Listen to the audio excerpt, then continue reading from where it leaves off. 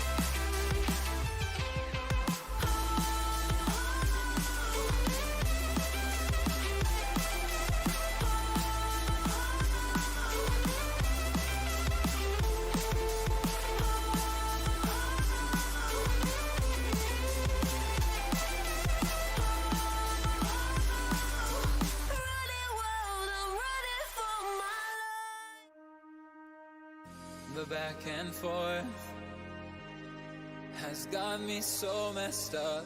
Don't ignore the signs. We've had enough of the whole damn thing that we got going. You hold the strings without me knowing. Why do I have to suffer through the thinking? Why do I have the feeling that we're sinking? I need to find a way.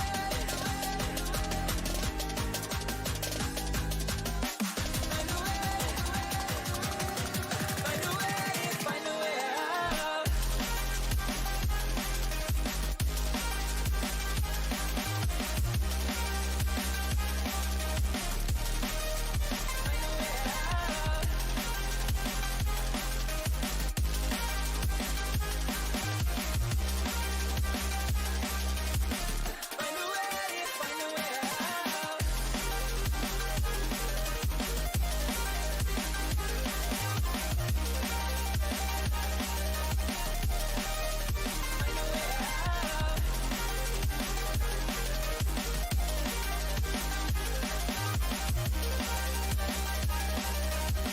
Find a way. Find a way out.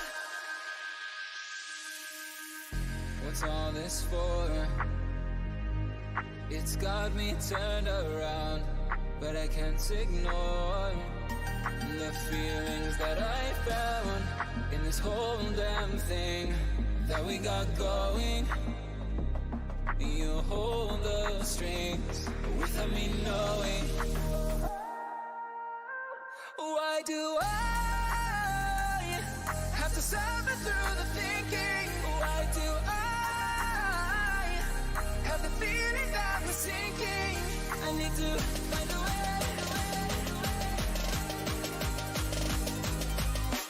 Find a way. Find a way. Find a way out.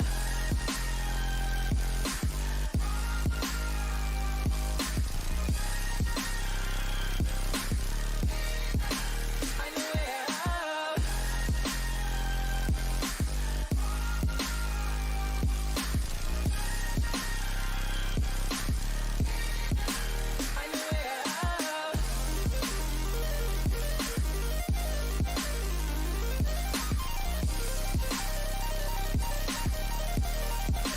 Find a way out.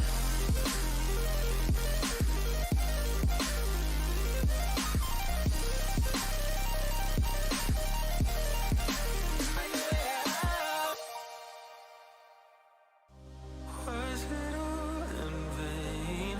My world revolved around you, now it's trapped inside the pain. Maybe I should stay in the dark after you had it to a place so far away.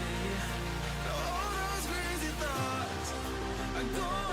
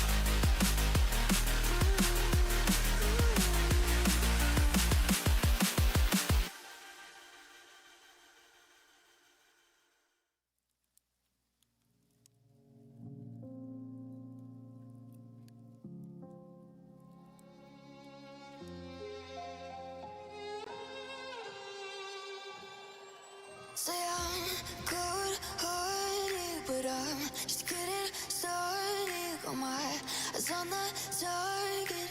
No, no.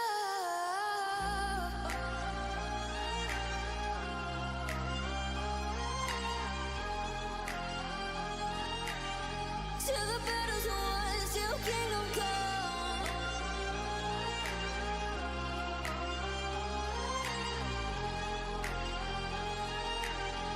I'll never run. Best to give me your loyalty, 'cause I'm taking the world, you'll see. They'll be calling me, they'll be calling me royalty. Best to give me your loyalty, 'cause I'm taking the world, you'll see. They'll be calling me, they'll be calling me royalty.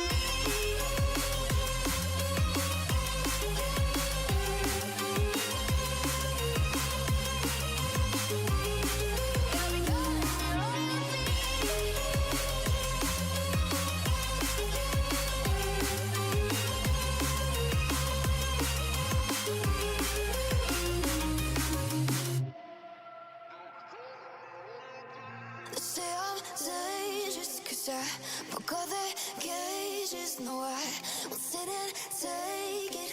No, no. They left me for dead, I guess I'll never learn. Every time I break, there's just more pain to burn. They'll never, never, never learn.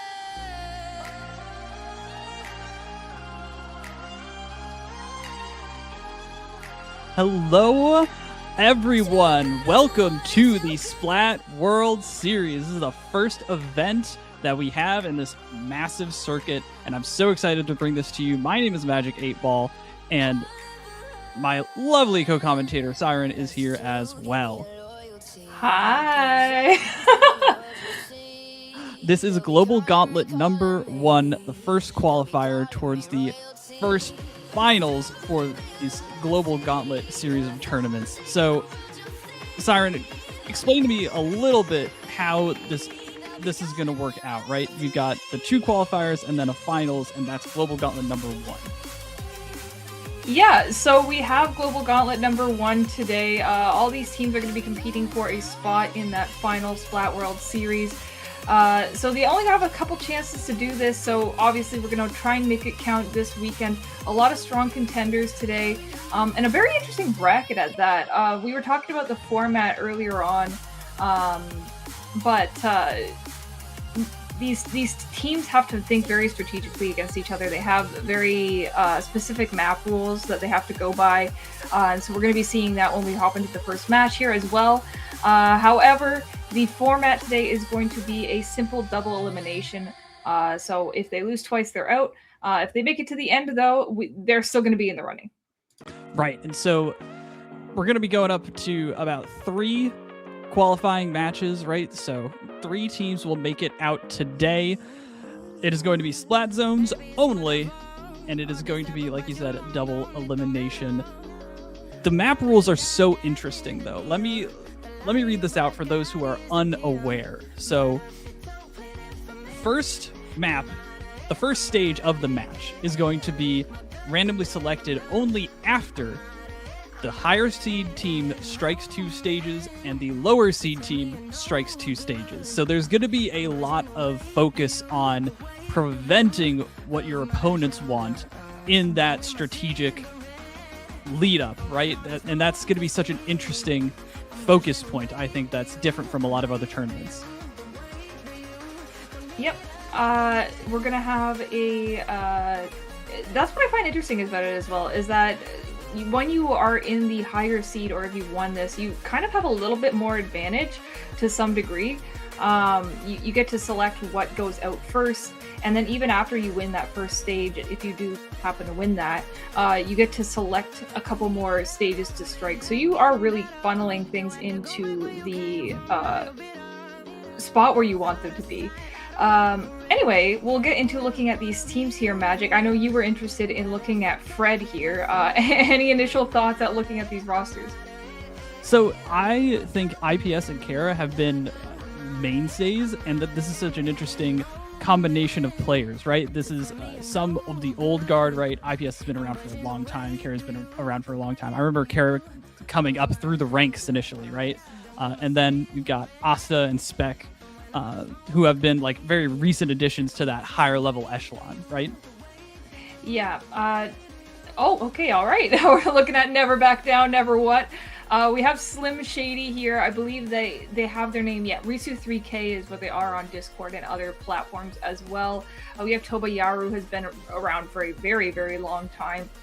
Pretty well-known backliner, as well as Proto and Labby. These are some newer faces for me as well, but I think the X Power kind of speaks for itself. These are all very established players who have been working very hard, and I believe we're looking at kind of like two different hybrid teams. We have I believe this is all European players on Never Back Down, Never What, and the other side had a bit of North America and some Europe mixed in. Right, exactly. I mean, I think that's the really interesting thing too about these teams in particular, is that they do have so many opportunities to go across the ocean and get whichever players they feel best with, right? And we saw that last time a little bit with like PXG during last year's Splat World Series. And so it's going to be less constrained than usual. But speaking of constraints, this map graphic is so cool. Look at how the little thing moves. I love that. I love that so much. Shoutouts to the production. This is the best thing ever. We have the strikes from Never Back Down, Never What. That is Urchin and Brinewater. Oh, that's interesting. It looks like they're the lower seed here, but they didn't get to pick them first? Question mark? Question mark. Question mark? I could be wrong though. Maybe we have things backwards. But regardless, taking Urchin Underpass and Brinewater Springs out of the way, I'm not surprised when you have Tobayeru on your side picking those ones. When you have a very dedicated long-range player like that, you just want to move some things like Urchin Underpass out of the way. And I think Brinewater Springs is one that a lot of people can agree on that maybe they don't want to be looking at today. It's a fine stage. It does the job, but at the end of the day, it tends to funnel quite a bit, and it can be hard to get back in. And so you kind of don't really want to have that risk out on your plate. Exactly. You know, yeah, you want to, like we were saying, the strategy is about preventing the options from the opposing side. And that's such a hard thing to grasp, right? When there's so many strong players on the enemy team, right? Urchin Underpass is a map that people don't want to go to because it throws off their strategies entirely, right? Like they have to just completely shift. But that also is the same way on Brinewater, just on the other extreme, right? So I feel like in formats like this, you see a lot of those extreme stages get struck down, right? Your bluefins, your eel tails, your hammerheads, right? Like maps that really funnel it into one specific play style that come out on top usually. But we see the other stage banned from Fred, and that is Ship Shape Cargo. That's, I mean, I guess. Yeah, okay.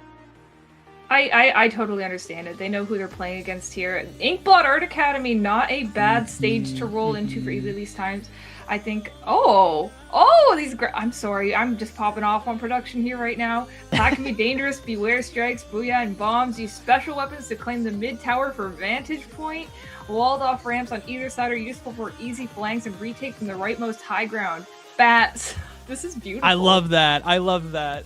Especially for those of you who are less familiar with like some of the call out terminology, like that right elbow area, that L shape up on the top, right by the back corner, that's bats, right? You can see it right past that slick area.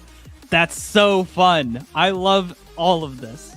Oh, this has me so excited already, and it's only the first moments of this. Yeah, that zone is difficult to cap, I will say. I think it is one of those zones where the top of it doesn't really count. So you're essentially playing Ring Around the Rosie with your opponents quite often. Okay, someone's on the left side, someone's on the right side. The fights end up very segmented. You're not... You kind of have to decide what side to engage with your teammates to really take care of Inkblot. And sometimes you make that coin flip decision wrong entirely, and it can backfire. it's a difficult one to get into, especially how easy it is to get into plat from the top mid as well. So once you control mid, it's really, really easy to keep going a little bit further. Right, and that's such an important point too for those zone capping fights, right? That control of the mid tower, right? Even though there's no paint bonus that you get from painting the top of it, it's so important to make sure that you have control of one side or the other side and can shift on a moment's notice, because if you don't have control of that, then it becomes a lot harder to deal with it. Yeah, it's difficult, but we are going to be getting into this first stage here. I'm so happy to see both of these teams load in. We're seeing that E-leader on both teams. Ooh, okay. Global Gauntlet #1, Qualifier 1 is underway. Let's see what Fred and Never Back Down, Never What can bring to this table, as the Slasher Chat GPT is going right for top mid, and Spec gets a beautiful slice and dice pick for this first skirmish. Already we're seeing, again, that focus on the top mid tower and how easy it is for that E-leader to pick players off. Yeah, wee cat getting some great angles onto the members of Fred here. We've popped that wave breaker onto the zone, but we haven't been able to regain that cap despite the fact that we had man advantage for quite a while there. Damselette looking to get another pick or two on the sides of the zone here. With everybody being marked on the side of Fred, though, this should be a cakewalk. However, not going to be quite so. Ips is able to avoid everything just about and back up into their plat before things get too dicey. Ips definitely known for being such a ratty support player, one that has the technical proficiency to make moves like that, and then combine that with the prowess of this Splatana Stamper on Spectzau, and that is a crazy combo that is so fluid and so hard to deal with, and you have to be a gal that is ringing around trying to find a way around their splash wall just to get something done. And it seems as though after a minute and a half, Fred has control and seems to be in the driver's seat, going all the way up into the base of Never Back Down, Never What.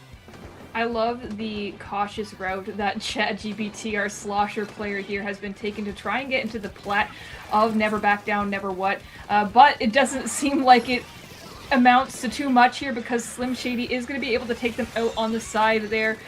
Proto now standing on top of that zone does see Ips backed into a corner once again, but ChatGPT there to bail him out of jail for just a moment.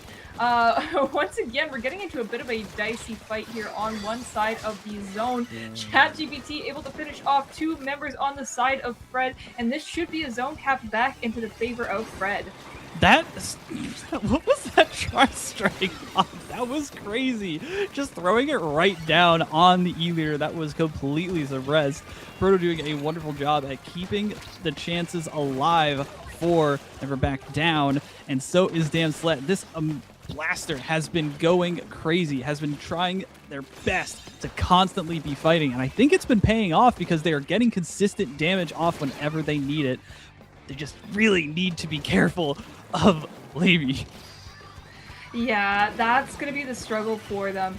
I think the best option that both of these teams have here is to fight these E-leaders with at least two people at the same time, because I just don't think they're going to be missing any shots if it's just one person diving them head on like that. So they do have to be pretty careful here. Obviously, this vantage point on the top of the zone is going to be the ideal position for either of these players.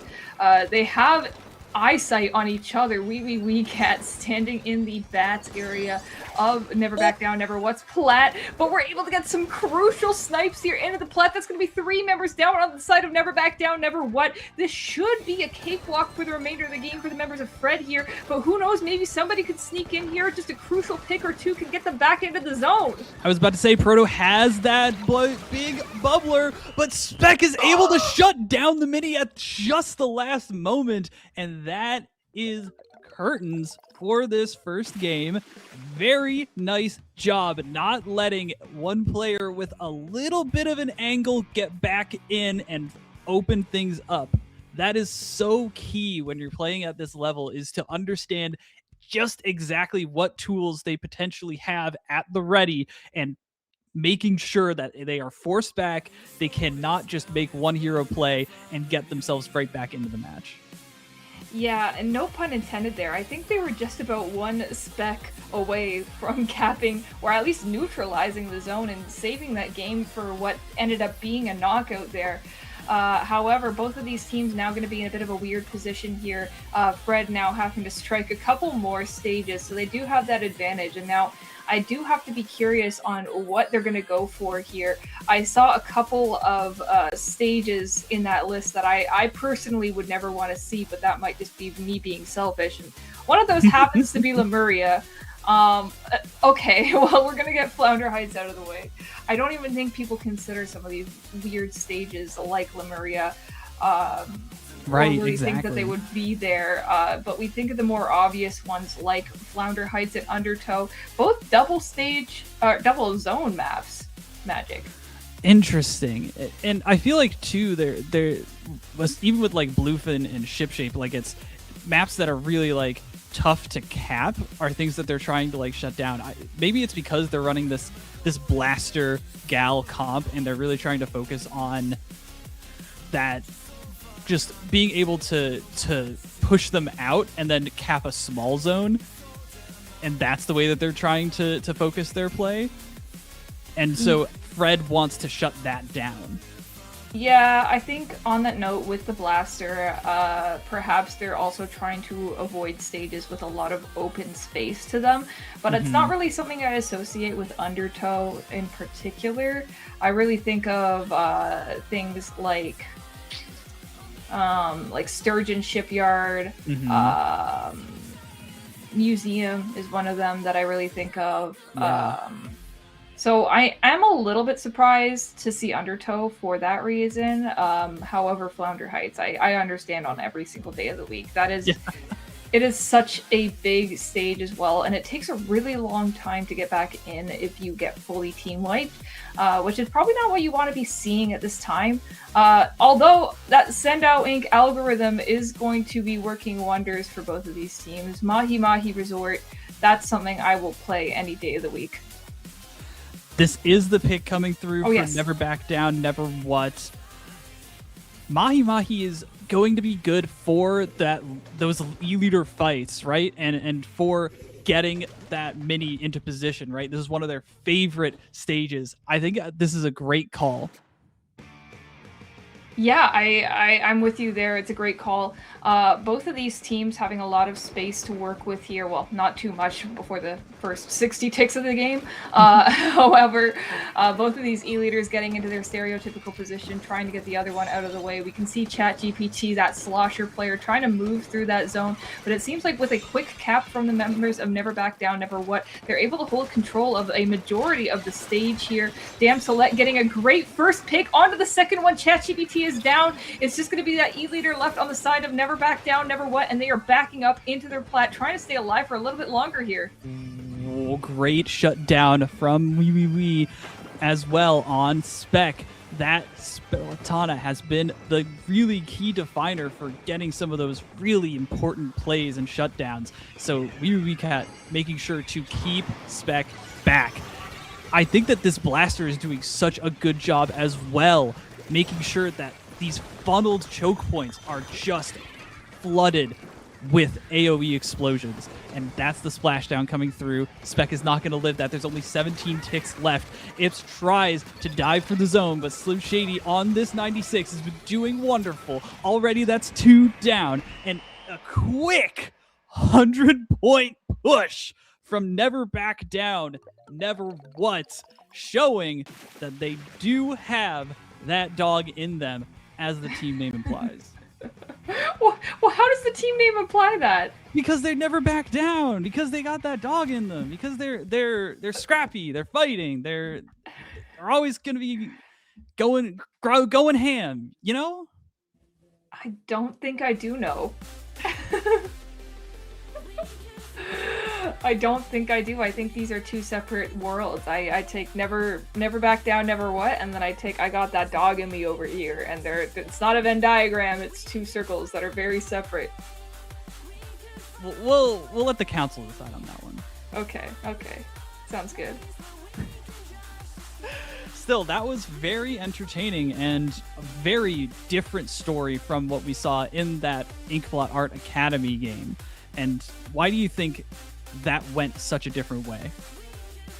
I think Never Back Down, Never What just never really had an opportunity to capitalize on any pushes that they had. I think that every time they won a fight, it was happening so slow that by the time that it ended, one of the other members of Fred was back up and alive and, you know, running circles around that zone. Ips was a huge problem for them in that first game. You could see Ips just staying alive for a super, super long time, just putting some turf down on the zone, circling around until things eventually worked out in favor of Fred.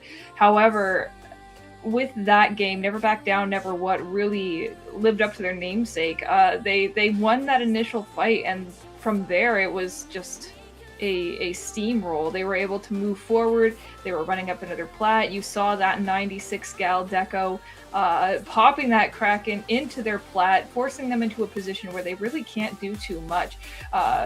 Really proving the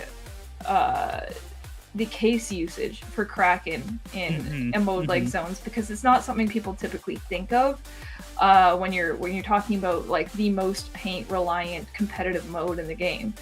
But when you funnel people into one area of the zone or one area of the map and they can't really move from there, it buys you so much time that you're able to just go for that knockout in one fell swoop, and that's exactly what they were able to do. Right.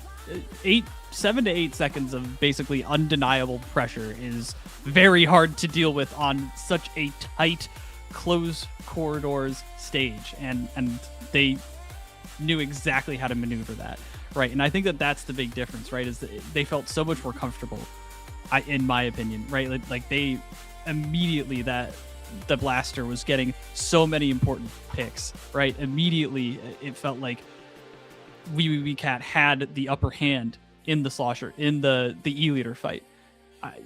It just felt like that was their play. So it seems like we are going to have a little bit of time between the prior match and this one, but I think in general, let's try and discuss what this means for both of these players and both of these teams in the long run in terms of their bracket outlook. Yeah, I mean, obviously we're in a situation where we're about to look at a game 3, and that's really scary for both of these teams. They're decently high seeded. We're looking at like a 20 team bracket here, and we have seed 13 and we have seed 5 going at it, and either one could really take it at this point. So you don't really want to be dropping into the loser side of the bracket this early on. But with that being said, I am very shocked to say that Hypernova lost their first set today to seed 11 and is now in, they are now in losers bracket round 1. Not to go off topic or anything there. No, this is totally like, that's crazy. Who did they go down to? Trigger Happy Havoc, I think. With Pita, Tan, Soro. and Monty. Interesting. Yeah. I mean, I know that Hypernova has always been like streaky, I feel like hit or miss. Like sometimes they'll have like a super pop-off tourney, and then sometimes they'll like get completely upset, right? Like I feel like they're such a pendulum kind of team.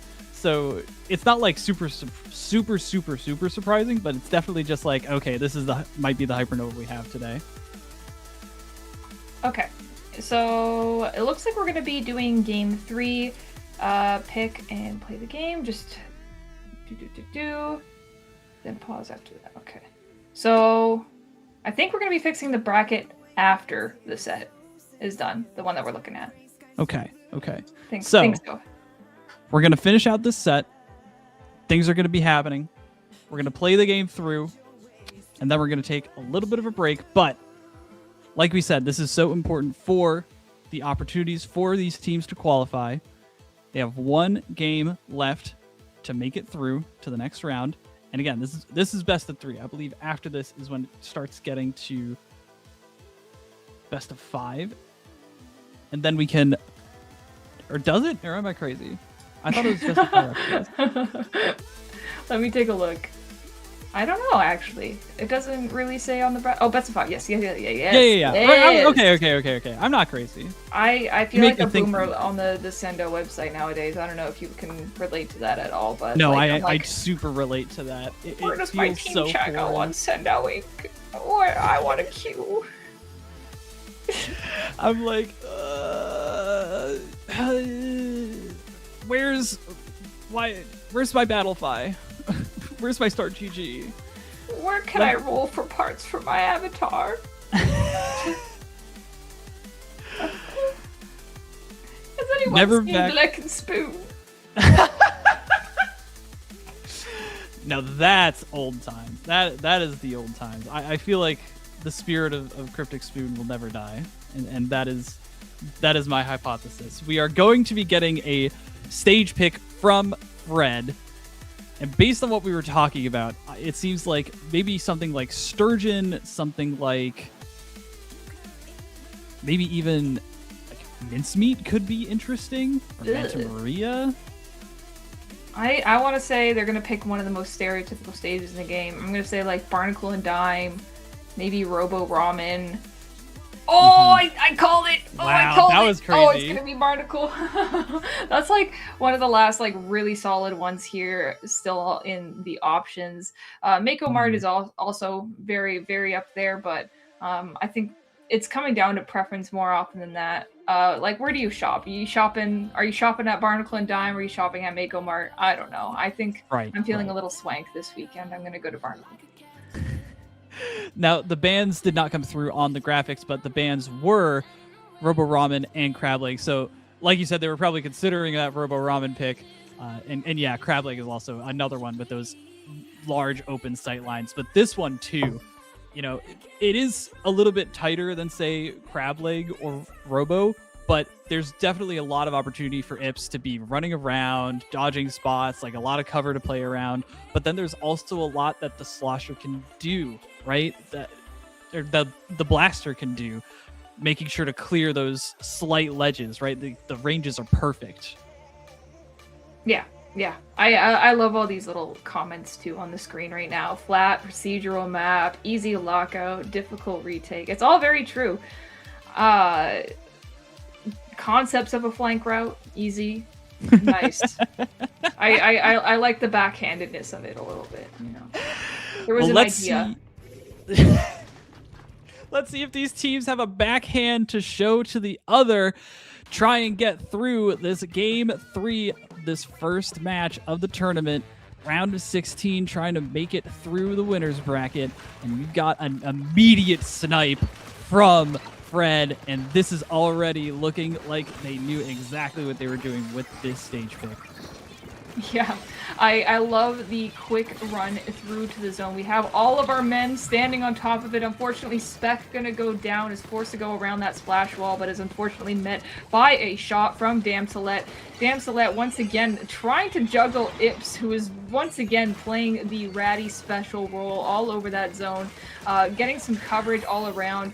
I really like the way that they've been playing this so far. They've been really looking at the space that they've been gathering and conserving and playing very patiently so far, which is kind of a pleasant surprise.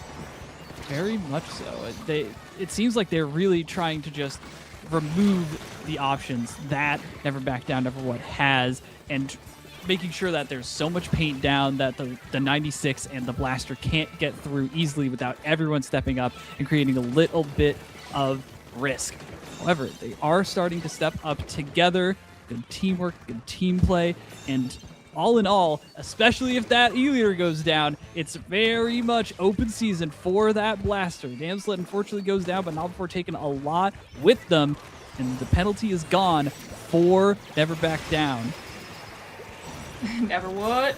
Slim Shady is going to be standing on that snipe area with that Kraken. You saw them kind of stay still for a while. Wasn't really diving for any particular member of Fred.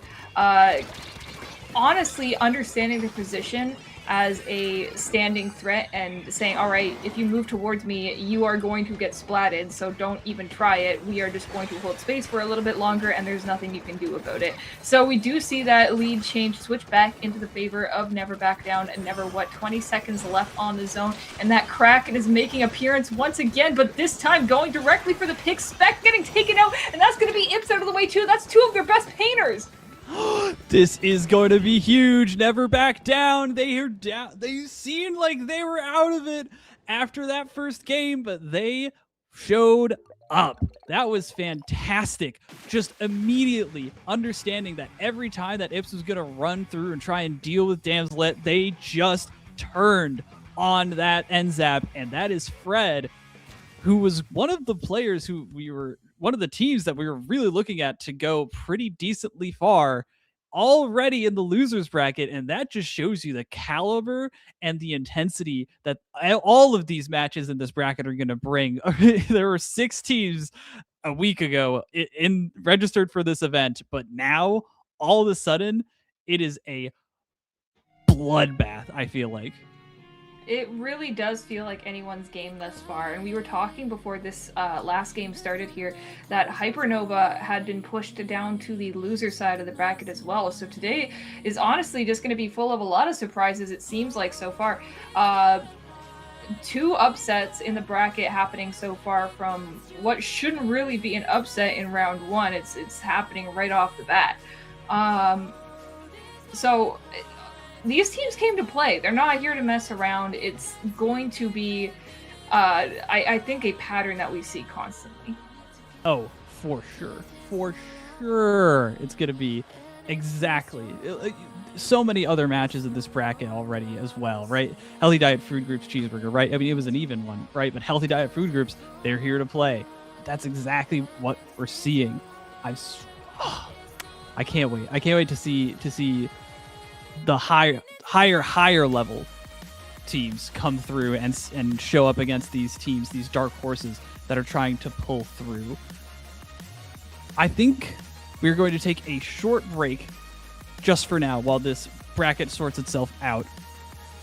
And then we're going to go right back into the second set, into a winner's quarter set of round 8 in the winner's side. But till then, we'll be right back. Thank you so much for sticking with us.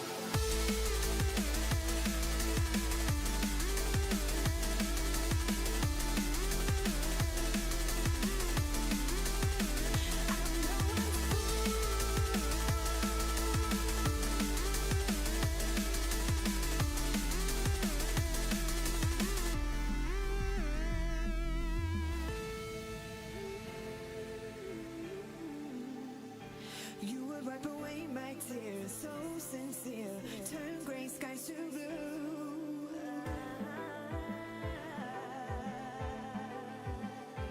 You won't ever change your ways, doing what you do.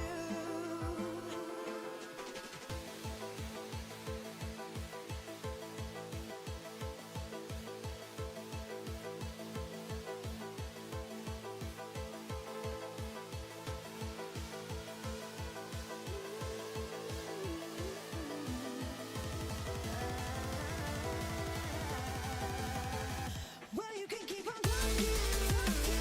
No, they don't mean nothing, nothing. The same old thing again,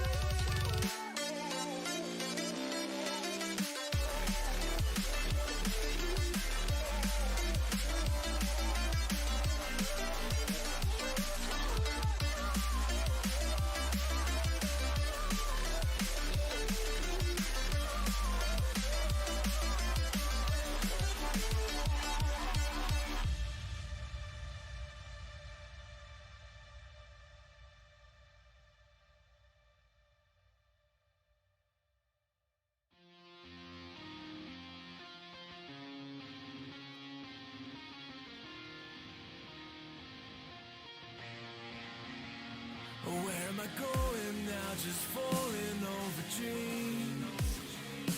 Now I'm just so far gone, this isn't what it seems. Taking me so damn long, it's fading from belief. I need to slow this down, it's burning from beneath. Come break this line before tomorrow dies. Holding on for what is worth my life.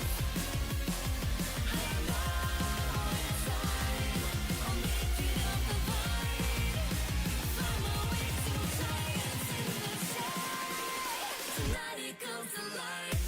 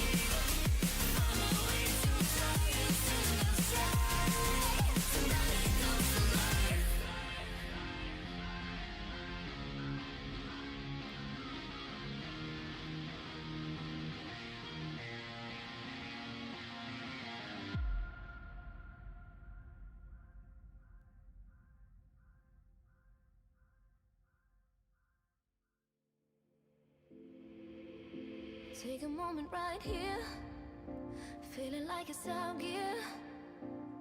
Driving towards the sun with a rose and a gun. Feel the wind in my hair, going nowhere I swear. Like an outlaw on the run, dangerous but it's so fun. Running, running, no. Hold on, don't let go. Running, running, no.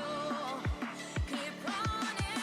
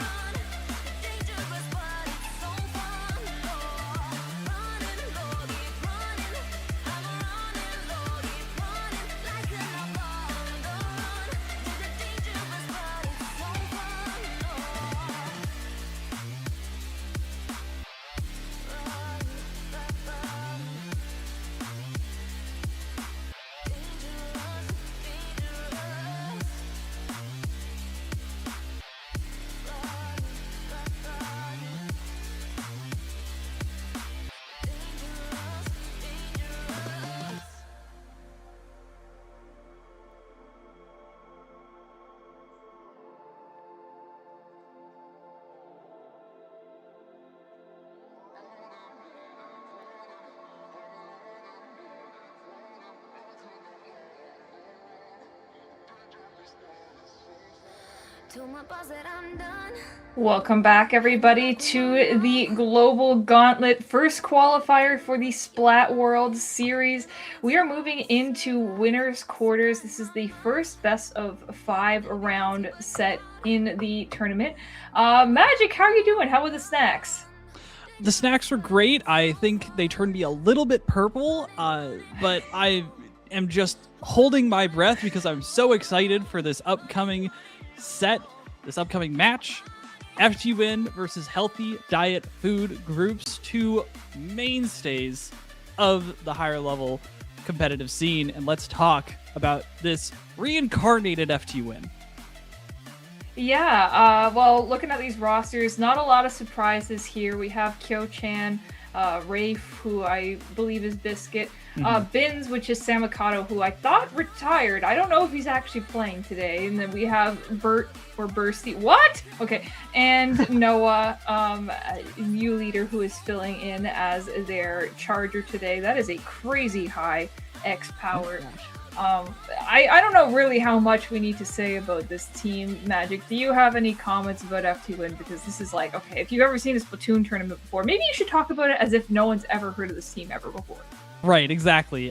They are the winningest team in like the history of competitive. I feel like that is just like they're always getting gold medals. They're consistently North American champions. They're consistently playing in international level tournaments and doing well. They're consistently playing in the Splatoon 3 North American League and doing well. They're just permanent, I feel like is the way to put it. But the interesting part is that, yes, Kyo and Sam did announce that they were retired after like December, after they finished the season 1 of the North American League. And Noah is also not usually their teammate. So there's a little bit of flux with this roster. Yes. But a team that I think maybe the folks at home are slightly less likely to know of is Healthy Diet Food Groups, but that is not saying very much because this is another one of those teams that is just a bunch of boomers and they've all been playing forever. You've seen them at LANs, you've seen them everywhere. It's Healthy Diet Food Groups. They're even in the NA League, and they've come to play once again. This is more of a typical roster for them, I would say, looking at them. I know both of these teams didn't really have like much listed for X Power, and look, let's just be frank here. Healthy Diet Food Groups isn't going to be listing their X Power because they're playing competitive too much to be playing solo queue. Right. They care about that team synergy more than anything here. Ziff only having 1 weapon listed on his profile. And that's going to be that junior. I support it. I don't know if that's really what we're going to be seeing today, but I wouldn't even be surprised because it's one of the best painting weapons in the game. And Healthy Diet Food Groups, I feel like, really is the team kind of team. Like, they've such a focus on playing together and always being on together and doing constantly scrimming and all these things in unison as a unit. Like that is their focus. That is their bread and butter. And they do so well because they have so much to rely on each other for. I think, though, they have a good chance here. We've seen them, we were talking about this a little bit before, we've seen them do well against FTWin in the past. We absolutely have, and FTWin, my goats, banning my 2 largest ops in this entire stage pool. They don't care where they are at as long as it's not La Maria and Mincemeat. I can only respect that decision, especially when this first round is going to be RNG select by Sendo. It does look like our game is starting, however, our graphics do need a second to catch up. Oh, okay. They accidentally put the spectator in their roster, so shout outs to production, who's going to be playing in a high level match. I'm joking. I'm fully joking. They just NA tournament, by the way. We have the stage coming through. It is Eeltail, which I think is so crazy to pick if it's so crazy to roll if you're FTWin because you have one of the best leaders in the scene on your roster right now.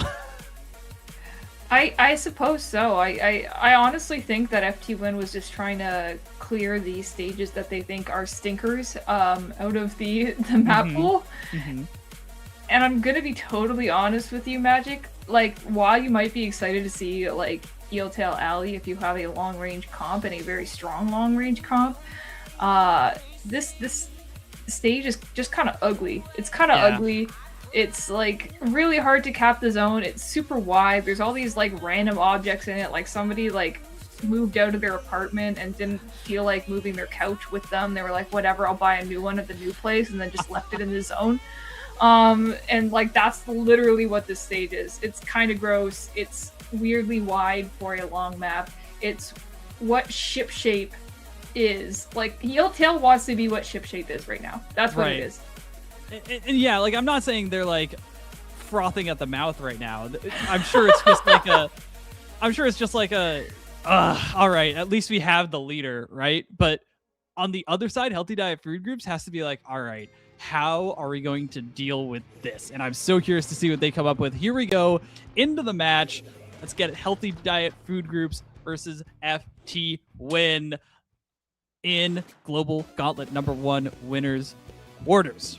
You know what I noticed right off the bat, Magic, is Eevee not even touching a carbon roller. That is a regular slosher on the side of Healthy Diet Food Groups. That is, I think, quite out of the comfort zone of Eevee. I can't imagine it would be too difficult when you are already used to playing around and under ledges.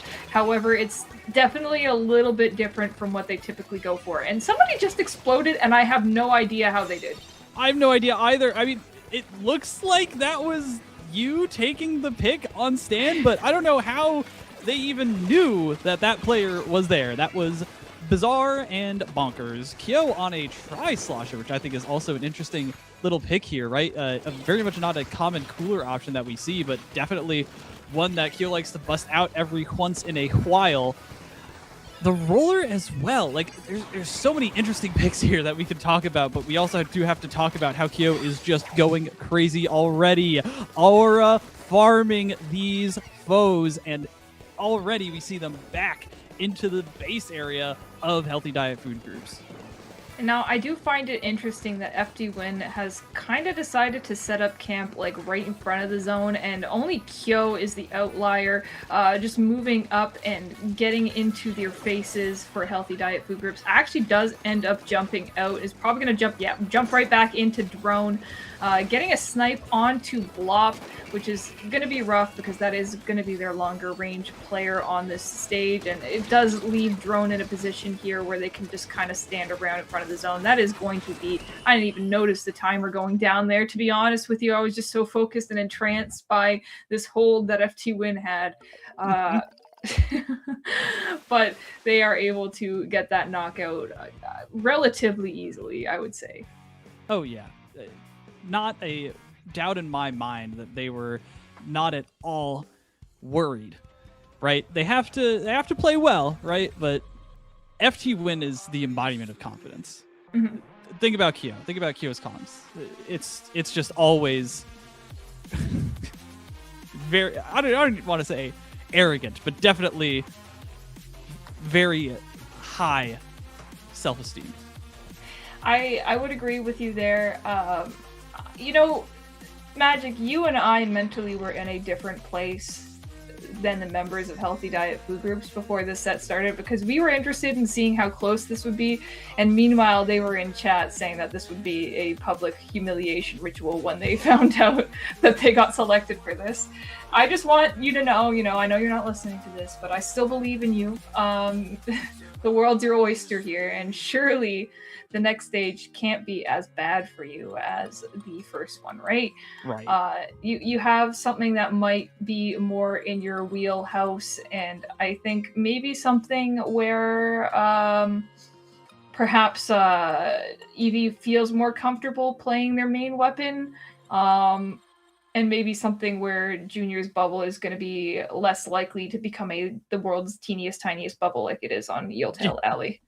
So I did actually hear, because I know some of the another Carbon player who's in the Carbon player server with Eevee, that Eevee has been picking up Bucket recently and has been like trying to pretty much switch over to that pretty consistently.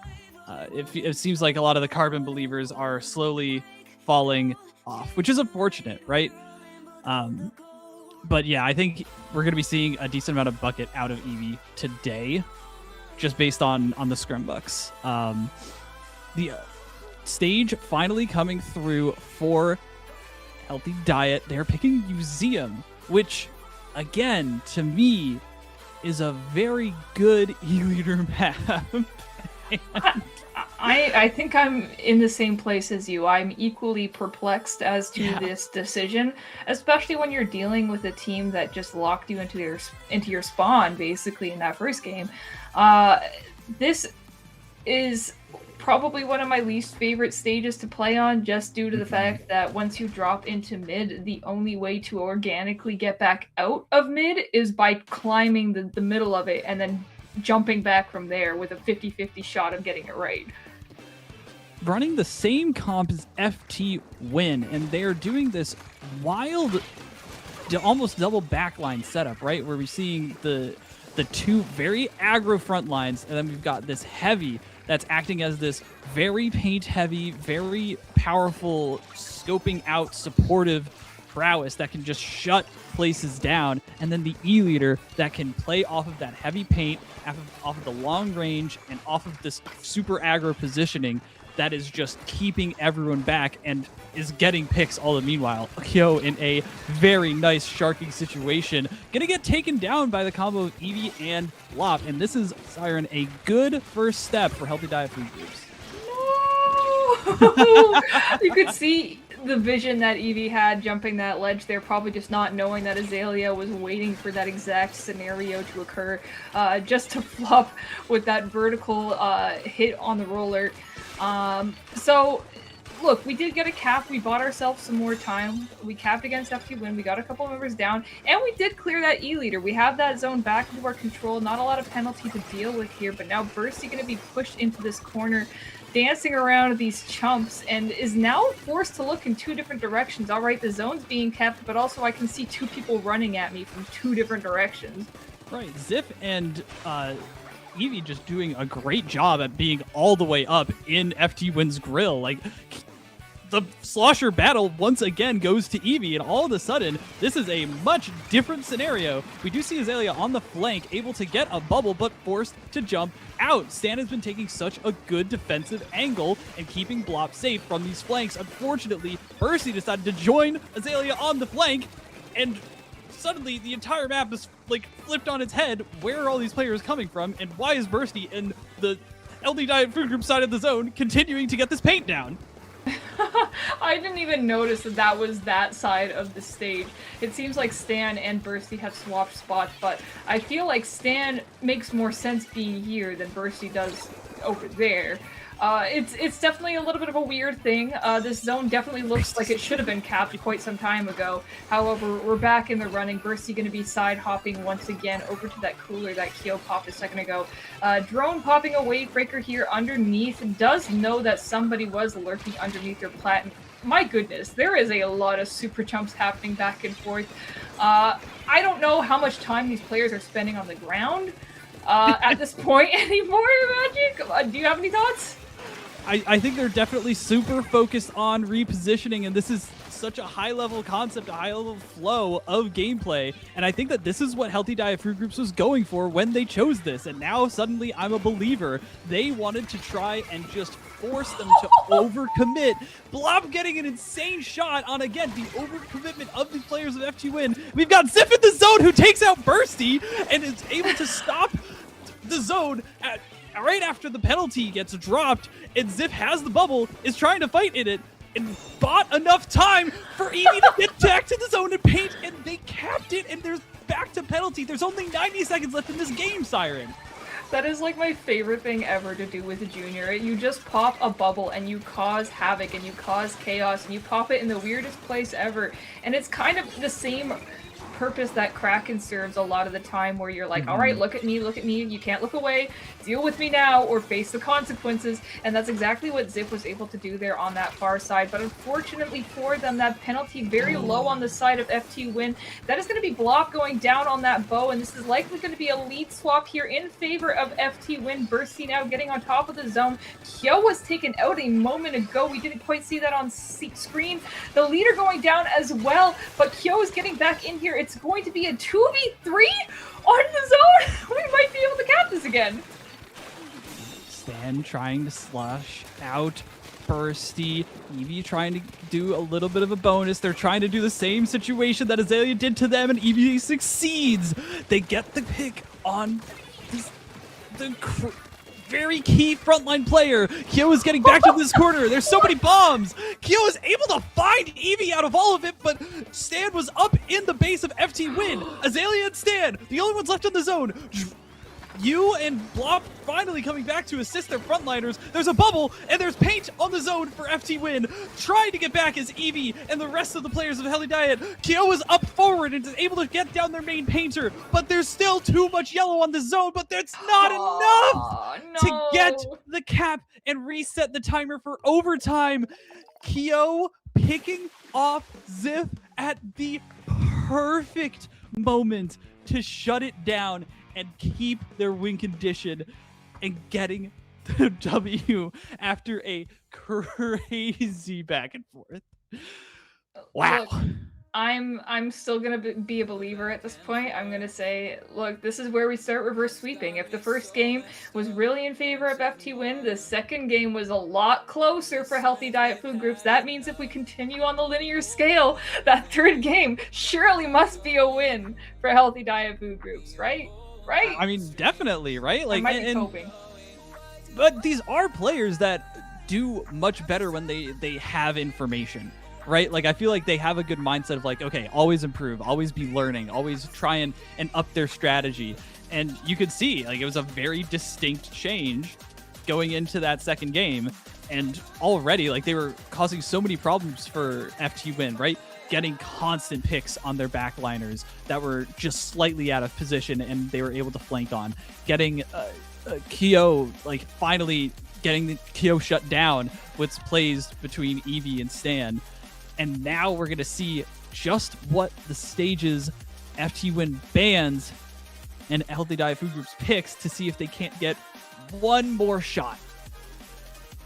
I don't really know where you go from here if you're FTWin as far as banning stages goes. It's one of those things where I don't know if this is just like a graphic thing or not, or maybe I didn't read the rules correctly, but is it at all possible that Healthy Diet Food Groups could pick Museum again if FTWin doesn't ban it? No. It's straight? Anything that's played cannot be picked again. Okay. And it seems like we do have two more bans coming through from FTWin. They're going to be going with Umami and Scorch as their bans. Ooh. Interesting. I guess they really don't want to have that ring around the rosy again, right? Where they're constantly fighting two different fronts. They are going to be going with Mako Mart for the pick for Healthy Diet. Okay. All right. I'll accept this as a viable option for the members of Healthy Diet. I think Bubble has a very, very strong use case. Usage case here? Yes. Yeah. English. And so does Slosher. So I think it's a matter of just looking at, okay, here's the weapons you're playing, here's the weapons we're playing. How do we deal with this, and what's going to work best for our comp and not so much for yours? He's playing so far forward, trying to shut down Blop's bow. And I feel like that has been such a key matchup here, right? Like, Blop has actually been doing really well at matching up. And speaking of matching up, Stan and just popping down on Azalea. These two, Stan and Eevee, are such a dynamic fighting duo, and they do so good at playing together. Unfortunately, when they get separated, that's when things start to go the other way. And as you see, FTWin handling this aggression. Yeah, I really like the use of Toxic Mist right there. You saw Azalea going for a very specific direction with that roller, but the moment that mist came out, they were like, all right, maybe not the best decision, let me side hop away. And that kind of opened the door here for the members of Healthy Diet Food Groups to get back in here. You saw a quick zone cap for them before you was able to take them out. So we do see Stan getting back in here, maybe a bit of an unfortunate jump in. We're going to be rolling on top of our teammates, trying to keep them back alive.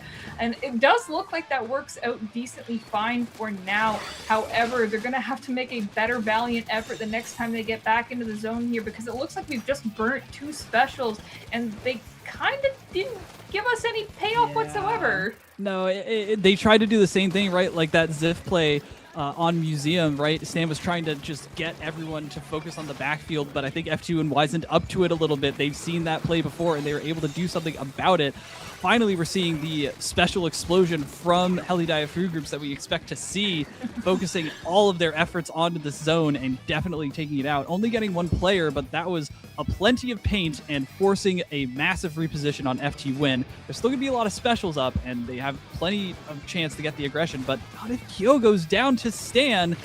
This is going to be interesting because I don't know if Azalea can make this happen. Oh, okay. That looked really funny on our side. It just looked like the crab landed on his head and got him, but it seems like it was Blop who actually got to that splat in that situation there. But I was just imagining like wrestlers jumping off from the sidelines and Watch out, watch out, watch out! But a great lead swap in favor of Healthy Diet Food Groups. I can say that's definitely earned, but Drone dropping down and getting a tap shot, able to take out Eevee there on the side of Healthy Diet Food Groups. That zone is in a absolute paint fest right now. We can see that both teams are desperately trying to keep it capped for one way or the other.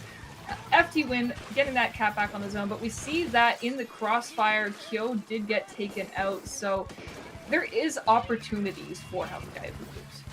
2 minutes left for Healthy Diet Food Groups to keep their winners bracket run alive, and they are poised to do so. They've got a good setup here. They're not overextending. They've got a good set of paint and specials. The penalty is gone for FTWin, but here comes the pressure. Kyo is down once again. How many times is Kyo going to end up the first down in the fight? Azalea is able to take down Ziff in the bubble, and Bursty does have the wave breaker. That's really important since they don't have the paint. Kyo is back up but goes down. Eevee's trying to get an angle to paint the zone better. Azalea is able to take down Stan, but Ziff comes back just in time. Siren, how did that go their way? How are they still alive in this set? I don't know. I was looking at the priorities of the members of Healthy Diet Food Groups there. You could see that maybe they might be able to cap over that zone, but they kind of got focused on Kyo, who was coming in from one of the sides of the map. And they were really focused on taking out Kyo. It seems like that is their #1 concern on this stage, given how vertical it is, and they're dealing with a tri-slasher here, which is a very strong weapon on that stage because of all of these ledges. So they have to be very careful here. 40 seconds left to go, but it might not even matter if they're able to burn through that penalty. And there is a bird in this VC. Magic, do tell.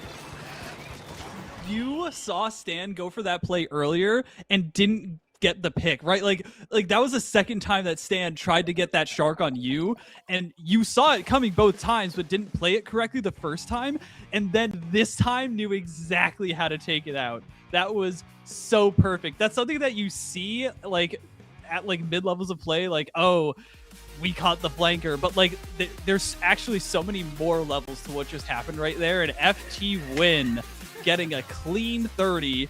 Healthy Diet Food Groups keeping it very interesting, but not able to come through with any wins. Look, I wouldn't say that was a public humiliation ritual I at wouldn't say all. so It's either. just, yeah, it's the same thing. Look, we got this. We can do it next time, right?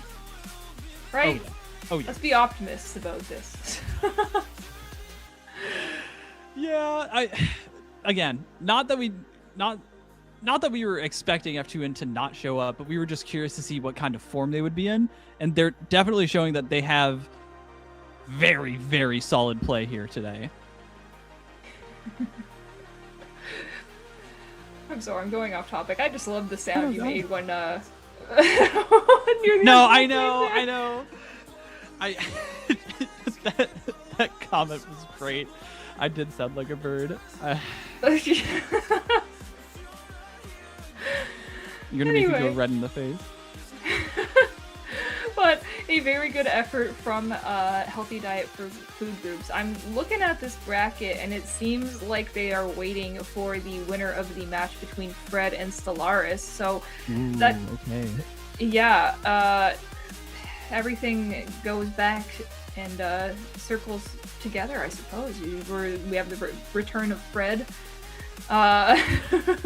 We'll see who wins that. That set is 1-1 right now, and it's still a best of 3, so it's still anyone's game there as well. Fred obviously keeping themselves on their own toes today. I guess they thought today would be maybe more of a cakewalk, but it's proving to be a bit more of a struggle. But it's all for the storyline at the end of the day. Hopefully Fred can still pull through. They are seated a little bit higher than Healthy Diet Food Groups, but I'd say Healthy Diet Food Groups now has a little bit more on their resume. All right, we almost took out FTWin in 2 different games. So perhaps they could take that set as well. It's a close enough seat where it's very possible for either side, especially with how close the set was with Fred and Never Back Down. Right, and that's actually who I wanted to call out next. Never Back Down, Never What is currently up 2-0 in their next set against Lovely, who has Ori and Redrum and Sam. Although I think it's a different Sam, but... Yes, that might be Velocity Sam? Yes. Yeah. So, very interesting, right? Like, Never Back Down, Never What, showing up once again and really putting down the hammer, showing that they are here to play and not to count them out.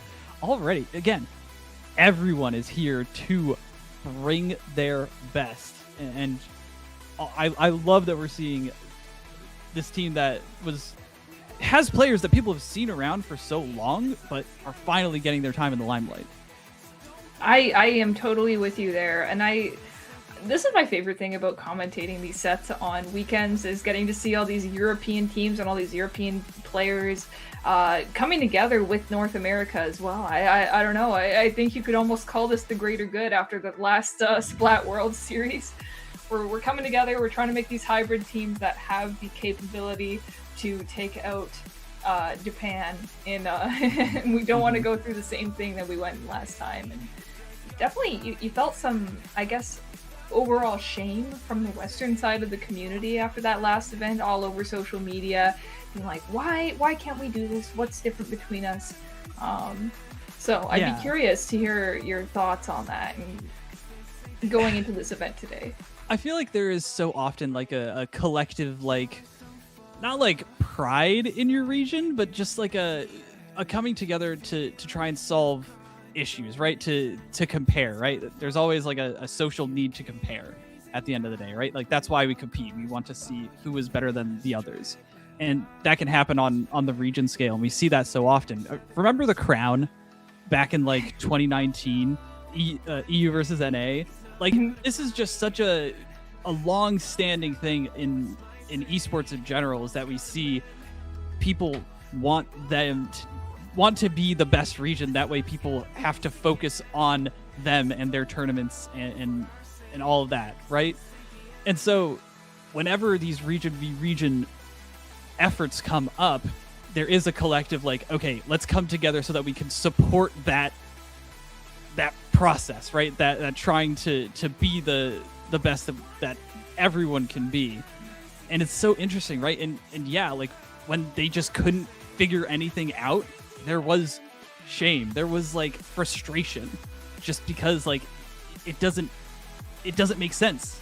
How Right. do we fall so far behind when it doesn't seem like it should be that big of a gap? I think a lot of that comes from maybe cognitive dissonance after a lot of these Nintendo run events where historically North America has been able to beat Japan a few times. But I believe a lot of the reasoning behind that comes from the way that the Japanese qualifiers are run, and it's run by region there, right? So their teams are not structured the way that they would be in North America, because you can pull, you got players like Bursty from Canada, and you got like Kyo from Southern USA, and you're putting them together on a team, and then like that's like, okay, you're pulling the la creme de la creme from every region in North America versus like okay, the four best players around, like maybe like the Tokyo region in Japan, and it's limited to that. Yeah, it would be like if the LAN series, right? Like the LAN. Like the winner of the LAN championship showdown went against Yes, like FTWin. exactly. Yeah. and we all know what would happen, right?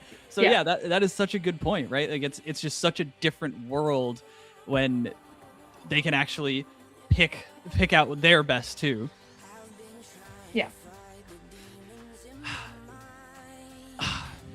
But I guess then the question comes back to, why are their best so much better than the West's best, right? Like what creates the differences between your biscuits, your U's, your Jordans, and your melons and your Totos, right? Yeah.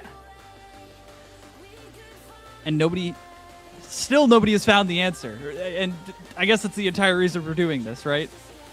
Yeah, I suppose so. It's another shot for us to take things. And honestly, I'm just happy to have us collaborate with different regions of Splatoon and start bridging that gap a little bit more. I think we have a lot to learn from each other as communities, because we both operate so differently. What I had heard from people like even Tic Tac when I talked to him about the Splatoon scene in Japan is, up until recently, like a lot of those Japanese events for Splatoon were not at the same scale as the North American ones. Like for us, it's like a huge thing and everybody tries to go and travels. But up until I think that more recent LAN that happened in Japan, a lot of them were very small regional events that never even got close to the size of something like a Riptide or a Low-Tide city, despite the fact that their scene is so much larger and it's condensed to a smaller area, because we're talking about Japan here, which is, you know, I think even smaller than just the state of Texas. Yes. So it's a crazy thing to think about. But it's one of those things where I think our scenes are capable of collaborating on this level a lot more. So it's a great event to be involved with. Heck yeah, and that's what I have been focused on too. Like there's so much going for this, right? Like remember like over COVID times when there would be like discussions between like you and me and some of the others that we know, like the other commentators, and we'd go, gosh, you know, having like a high level event that's really like focused and has good production and has like a good direction and a lot of tournaments and we can get everyone together and they get highlighted. Like this is that, right? And it's so cool to finally see it come to fruition and be a part of it. So very thankful for that. Very thankful for that. Let me see here. I believe we got a little bit of notes for production. It seems like we are going to be heading towards FTWin versus Never Back Down, Never What? Is that the matchup we're going for? Okay. This is the qualification. This is winners semis. And like you said, Siren, everything comes full circle. Yeah, we've seen like 6 teams today, and we're never going to see we will see a 7th probably with ezmd, and whoever wins that set between Azure and High, I believe, is what we're going to be waiting for. But yes, that set needs to finish first. It's a best of 5, and they've only reported 1 game, and that could really go in any direction at this point. I mean, yeah, true, but I feel like it's, just looking at everything, I feel like it's Azure. I mean, Obito is Obito, but I don't know. That's me. FTWin versus Never Back Down, Never What? I feel like is a similar situation to Healthy Diet. Yeah, maybe. I don't know. I think we were equally surprised by how Never Back Down, Never What performed earlier today. And it seems like they continue that winning streak through the bracket. So I feel like the optimist in me really just wants to see them continue that into this set as well. And they do have the history to do so, right? Like Tobayuru's a crazy good backliner, right? Mm-hmm. Levy's been popping off today. Like these are players that can do it. Absolutely, yeah. And now we do have a little bit more information about FTWin and what they've been doing. Now that we've been able to see the bracket, they've been going in the direction of having a double backline style comp where Bursty might not be on dually like it suggests on his Sendo profile, but is rather playing heavy just for the extra paint, the extra range pressure. It's been a crazy good painting weapon as of recently. So with FTWin being Seed 1, they will get to ban a couple of stages first. And once again, we are going to be banning Urchin Underpass. Makes sense given what I was just talking about 10 seconds ago. As for the second one, okay, not even opting into Lemuria this time. We're not being haters. We're actually just getting Surgeon out of the way. So, okay. I mean, there's just so many stages in the game, right? Like, not like the absurd amount that were in Splatoon 2, right? Where like it was like, how could you possibly learn everything back to like the back of your hand? But it is still a lot, right? This is like 25, right? I think it's 25 stages. Yeah. And so there's going to be so many outliers that you can't strike that are going to end up popping up that you have to be prepared for. And I think that these players know that, and they're really trying to just get the worst possible ones out of the way. But I wouldn't think that Sturgeon was that bad. I don't either, but I think maybe that just might be the little boomers in our brain talking for us, because Sturgeon was much more of a mainstay in Splatoon 2, where it was a lot easier to get in, and I'd really have to go into some deep analysis to figure out why that is the case. It's probably something to do with the way that the specials are designed and the exact meta that we have in Splatoon 3 as to why it's so much harder to get in on Sturgeon on this one. But I think it comes down to the fact that you have to drop from very large ledges that leave you vulnerable to get anywhere near that zone. So I would just categorize it in like risky territory as far as any stage goes. I would maybe feel more comfortable playing Sturgeon against somebody I know versus somebody I know nothing about and could be surprised and end up on the back foot without, knowing. And I know. Go ahead.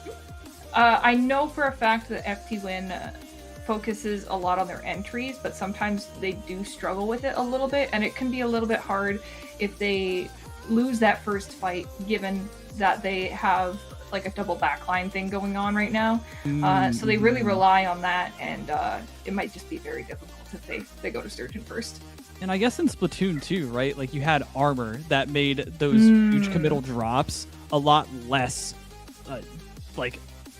a lot more manageable, right? Like you could take a shot, right, while you're falling or as you land, right, and you can hit the ground running, at least get a little bit of time to set things up, right? So I guess that is an interesting little difference. I guess that is a good point.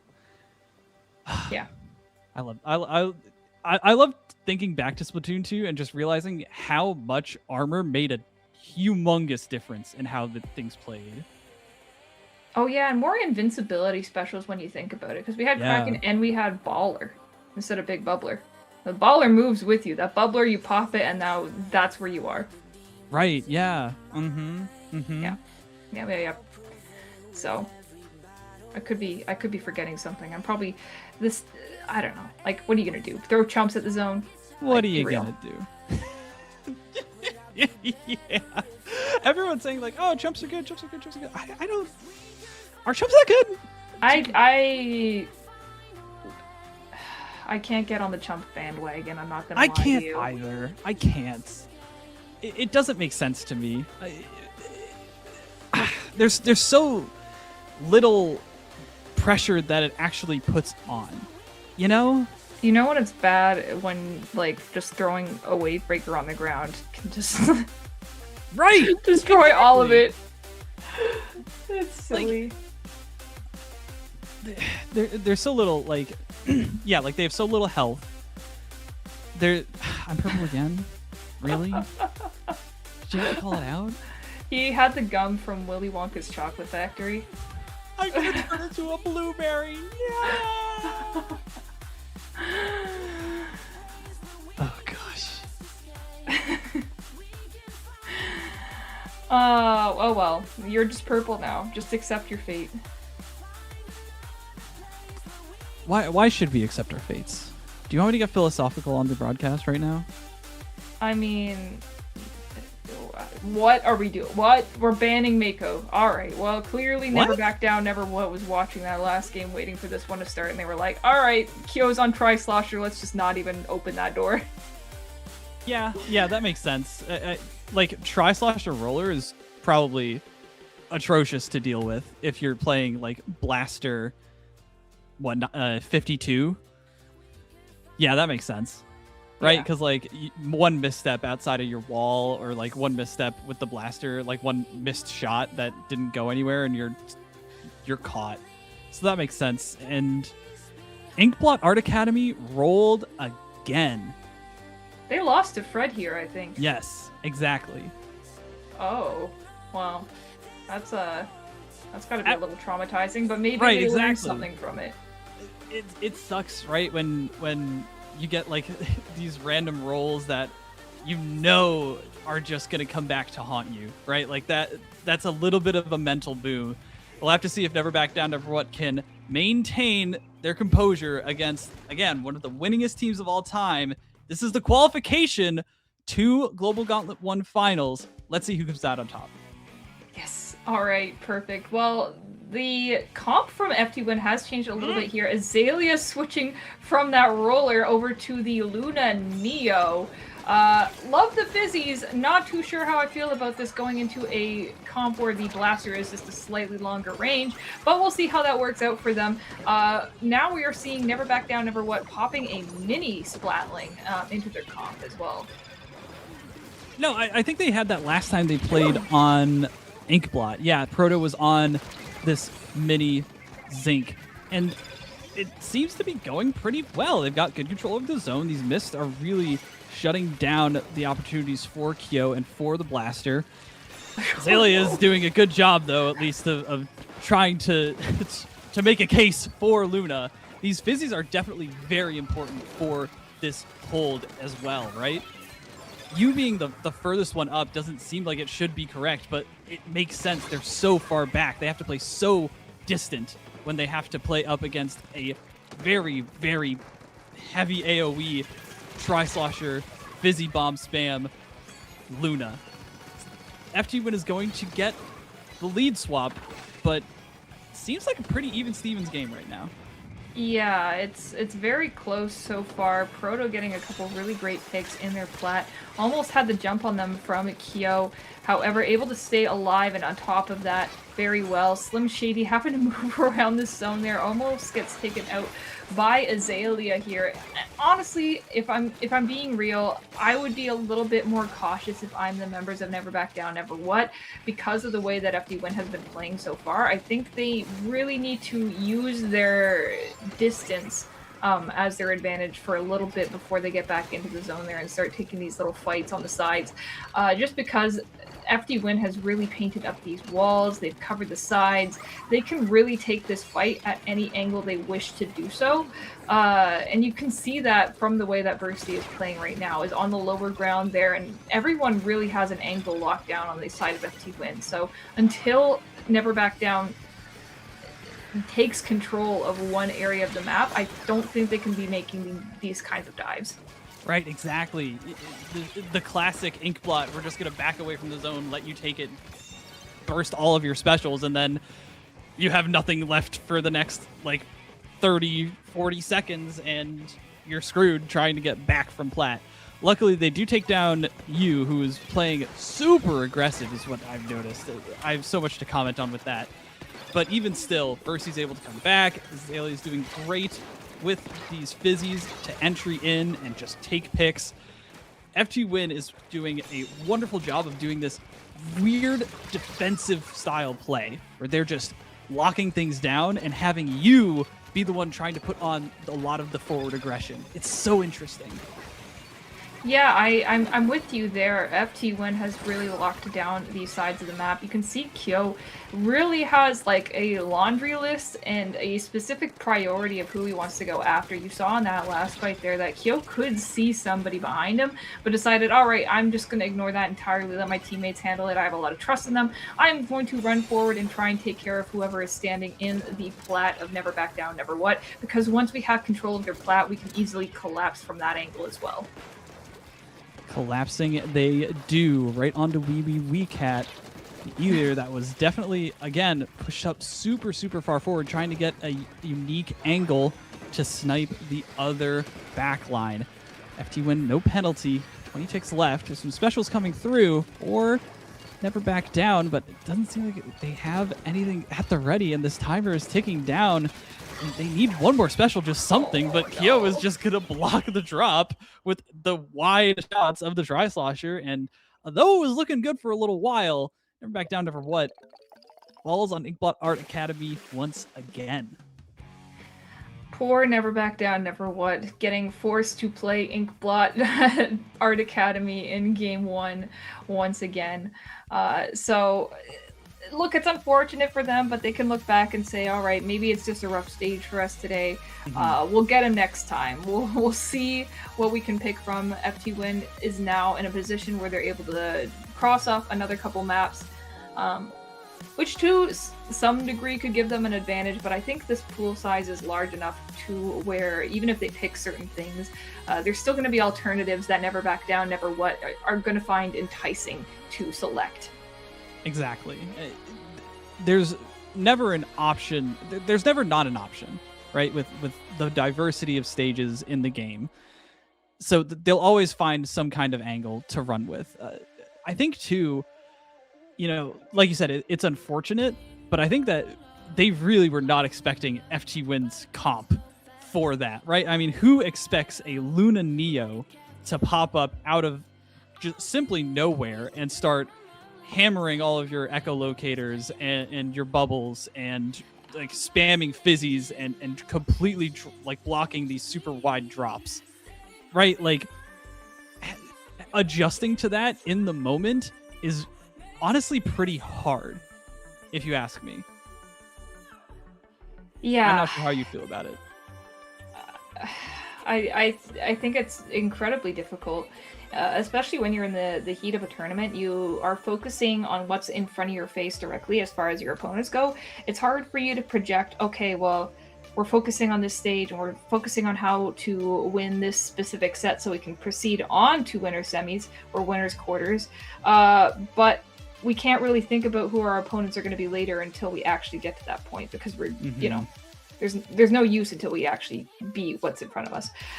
We are going into Mahi for game 2, and what I found interesting about this one is that you could see that both teams striked out a lot of our typical, I guess maybe more on the side of stereotypical zones maps, like Umami, Mako, Robo Ramen. They were all striked out. So it almost feels like, in a way, FTWin believes that Never Back Down, Never What is going to go into another stage. And this is maybe a bit of a manipulation to get them in the direction of Mahi, or just another common zones pick, maybe like Humpback. I don't know. When you start taking out the things that are more obvious rather than things like Lemuria, which is like, okay, they're never going to pick that, then you get closer to your objective, I suppose.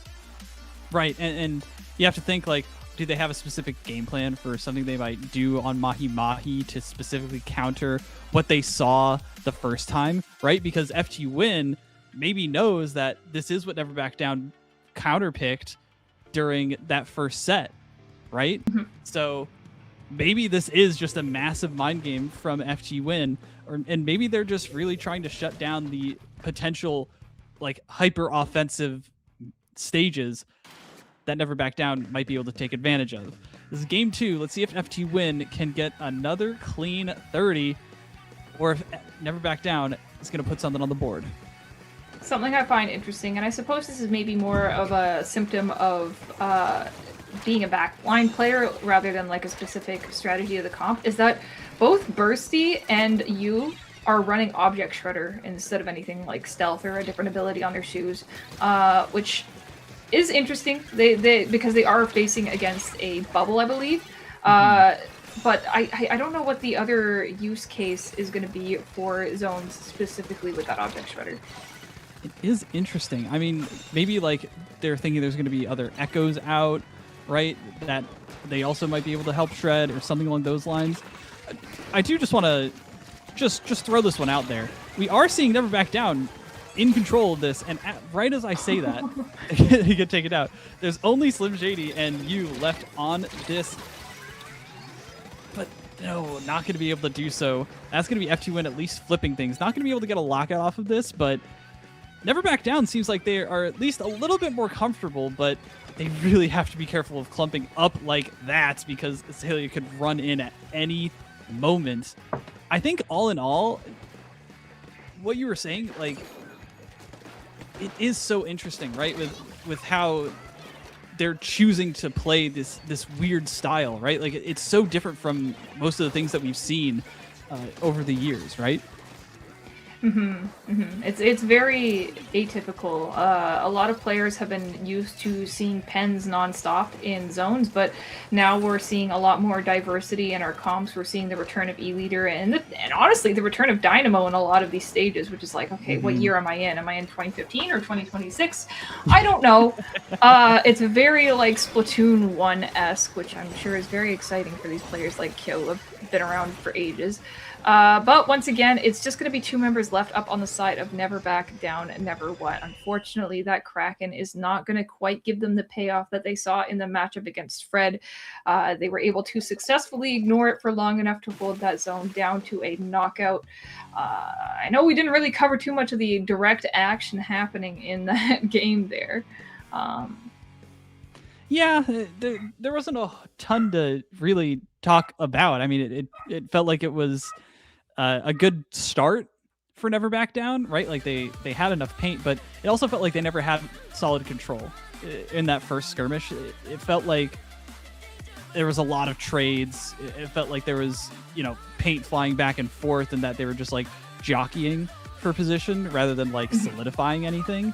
And I think that that's a symptom that I think I'm noticing with their play now that I'm saying it out loud. They really are focused on like trying to like essentially push the envelope, limit test what they can do without actually like going to the fundamentals of like, all right, let's take this spot, then move together as a unit, then move together as a unit, Yeah. Correct me if I'm wrong. I think a lot about theoreticals, and we saw a significant turning point partway through that game when it was just Slim Shady and Bursty left alive. I think things would have gone a lot differently if Bursty hadn't come on top of that 1v1, because that opened the door for FTWin to get back in there. You saw like all these direct lines of play where Kyo was just running right to the chair on the side of Never Back Down, Never What's Plat. And once they started like wrangling people around the snipe and around that little drop area, they weren't really able to back out of it because they got Azalea into a really good position where even if Azalea traded with somebody, it was still going to be beneficial for them. Right. So that's, I guess, the danger that you're facing playing against FTWin is that, like, yeah, they might have anchors strapped to their feet, but the second that they are, in a position where those anchors are good, good luck. Good luck getting back in. Undertow and Hammerhead were the bans from FTWin, and Brine Waters is the counter pick. That, I feel, is so interesting.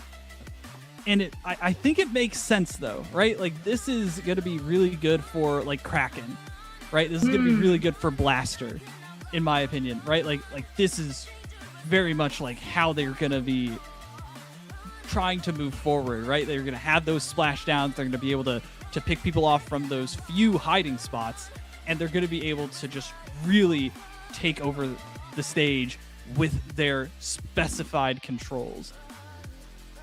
I like this. I think that I like this a lot, but it is definitely not what I was expecting. I think these E-leaders are smiling to themselves right now, knowing exactly what they're going to be doing at the beginning of this game.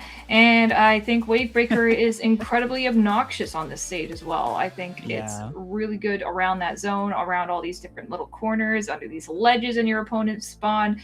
It just makes a okay special way, way, way better. So honestly, I think Wee Cat is going wee bon. So Azalea has extended the range from the measly Luna Blaster Neo over to the custom range blaster. Sorry, I got confused because I saw the regular custom blaster on the other side, but we have one of each. And we also have custom leader from you. So double Kraken on the side of FTWin, which is very much a switch up, right? Like that's so interesting for so many reasons. Proto goes down, stepping a little bit too far outside of that bubble. We're seeing the object shredder from Bursty come in huge handiness there. FTWin in the first 30 seconds get solid control. We're seeing them exactly know their play style and their win condition and taking down any kind of flank that Never Back Down wants to get. Kyo is even going all the way deep and trying to get this lockout started, and it seems like it is not going super well, but gonna be hard for Never Back Down to actually get back. Well, you say that, and here we are. I'm a little sad to see that splashdown go perhaps a bit to waste there. Maybe Damslet not thinking they would be able to get that pick and pop in that special there. However, it is what it is. It doesn't seem like a situation where they need it, so they'll probably build up another one by the time that happens. We do have that cap here. Kyo sneaking in on that right side. Wee Cat dodging around Kyo just long enough to get bailed out by Proto coming back in there. It is just going to be Azalea left, who is krakening into their spawn with the range blaster. Hey, Azalea, they're on the other side of the map. Kyo jumping in there, and now they've switched sides of the stage. A full pinch! Oh my god! No way! That was so crazy. They literally caught them hesitating for just a second, knew that play would throw them off for just a second, enough to paint the zone, and now Azalea and you are using their Krakens to just completely force them out of their positions, and they've got control back in this game again. This is crazy. It is really crazy. They had that tick on the zone where it was 33 seconds, but then it mashed and they were able to cap right again. So it pushed them back down a point to 34 to make it even. Azalea now popping the Kraken in their spawn, is able to take out the E-leader Wee Cat, and is now holding that position all the way in their spawn. So we have a integral point where we need to make a decision on what to do, where to go in the zone. Proto dancing around the world's smallest bubble underneath that sign. I did not consider the potential for that. Slim Shady is now moving up here with that splashdown, as I was talking about before with Damslet. Kyo getting a trade on the zone, and that is ultimately going to go into the favor of FTWin. Proto's the last one up alive. Almost solid play. Almost got 2 down for the life. But the penalty is counting down for FTWin, and Azalea does fall. This is Never Back Down's probably most important take back, and they're doing perfect with it. Wee Cat able to find Bursty. They're able to prevent anyone from dropping. They're able to prevent the sight lines from you. And Azalea's trying to find a way in and is able to get the direct and trade the blaster for a blaster. But all in all, I'm really liking this position from Never Back Down, Never What. They just have to keep this up for a few ticks longer. They just have to keep drone away for a few ticks longer. They just have to keep the zone for a few ticks longer. No! Once again, FTWin at the last possible frame, able to get the paint down. That is elite play. One thing I just never considered with the Kraken these days is the fact that aura can kind of be a little bit punishing if you're dealing with a Kraken. You can't hide anymore. You can't be inconspicuous. You have a giant light around you that says, hey, I just took out like 3 of your teammates, deal with me. And the Kraken can say, all right, sure, no problem. I'll just run at you. You have a giant beacon attached to your head, which is something we saw there a second ago. No avoiding that. So look, we got to distribute the wealth somehow. FTWin still has control of that zone. Slim Shady getting taken out is going to be huge for them, and is going to allow Azalea to run up here, get a great shot onto Proto, but thankfully Damselette getting a great landing shot onto them, taking them out once again. But look at that goal from FTWin. That was a crazy reaction from you, and I know that we don't see those kinds of shots much anymore, but that was so key to take down that splashdown, mid-splashdown. There's enough paint to at least make this interesting, and Weekat's able to take down you. This is at least paint, but from both sides. You Never Back Down is getting pushed back. There's only one person left alive, and that is FTWin taking another 30 for this tournament. They are through. They are to the finals. They have plowed their way through every team that stood in their path. Well, that solidifies it. They have qualified at this point. Yeah. Feels good. It feels good to see FTWin in good form, you know? Yeah. I will say the difficult thing about the last moment of that game there is that Never Back Down, Never What had no choice but to only focus their painting on the zone, where FTWin had all of this control around the sides of the map and the zone, and they didn't really need to have that same level of urgency going into that interaction there. They really had the room to say, okay, we're going to stand around the zone, we can paint, we can fight you, we have enough ticks on the board to where we have enough wiggle room that we can use this space that we've built up to take you out and just play the patient version of this. And that's, I guess, a very unique aspect of Brine Water, where you compare that to something like Eel Tail, where the zone goes from the left and right most borders of the stage. There's not really a lot of space around it, aside from maybe the bridges and leading up to the zone. So with Brine Water, you have to be very mindful of the coverage that you take, and that's going to be, like, I think something to look out for in the future. Fascinating. That such a good match. Unfortunate that Never Back Down, Never What going to have to try and qualify through losers, but I'm excited to see what is still in store for them. But we've got another match on the horizon, a back and forth set. Ultimately, Azure goes down to high. This team of Obito, Roman, Giddy Grizz, and Cool Ace.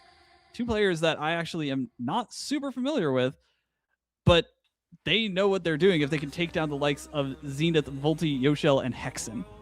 Oh, wow. That is a stacked roster that they just took out here. Love my top players and everything like that, but my goodness, these names like Giddy Grizz, like, who are you? Come on. I'm gonna stare at the bracket real quick and see if I can figure out who this is. Oh, Captain Happy is Giddy Grizz. Oh, okay. Well, this makes a lot more sense now. That makes a lot more sense. You're right.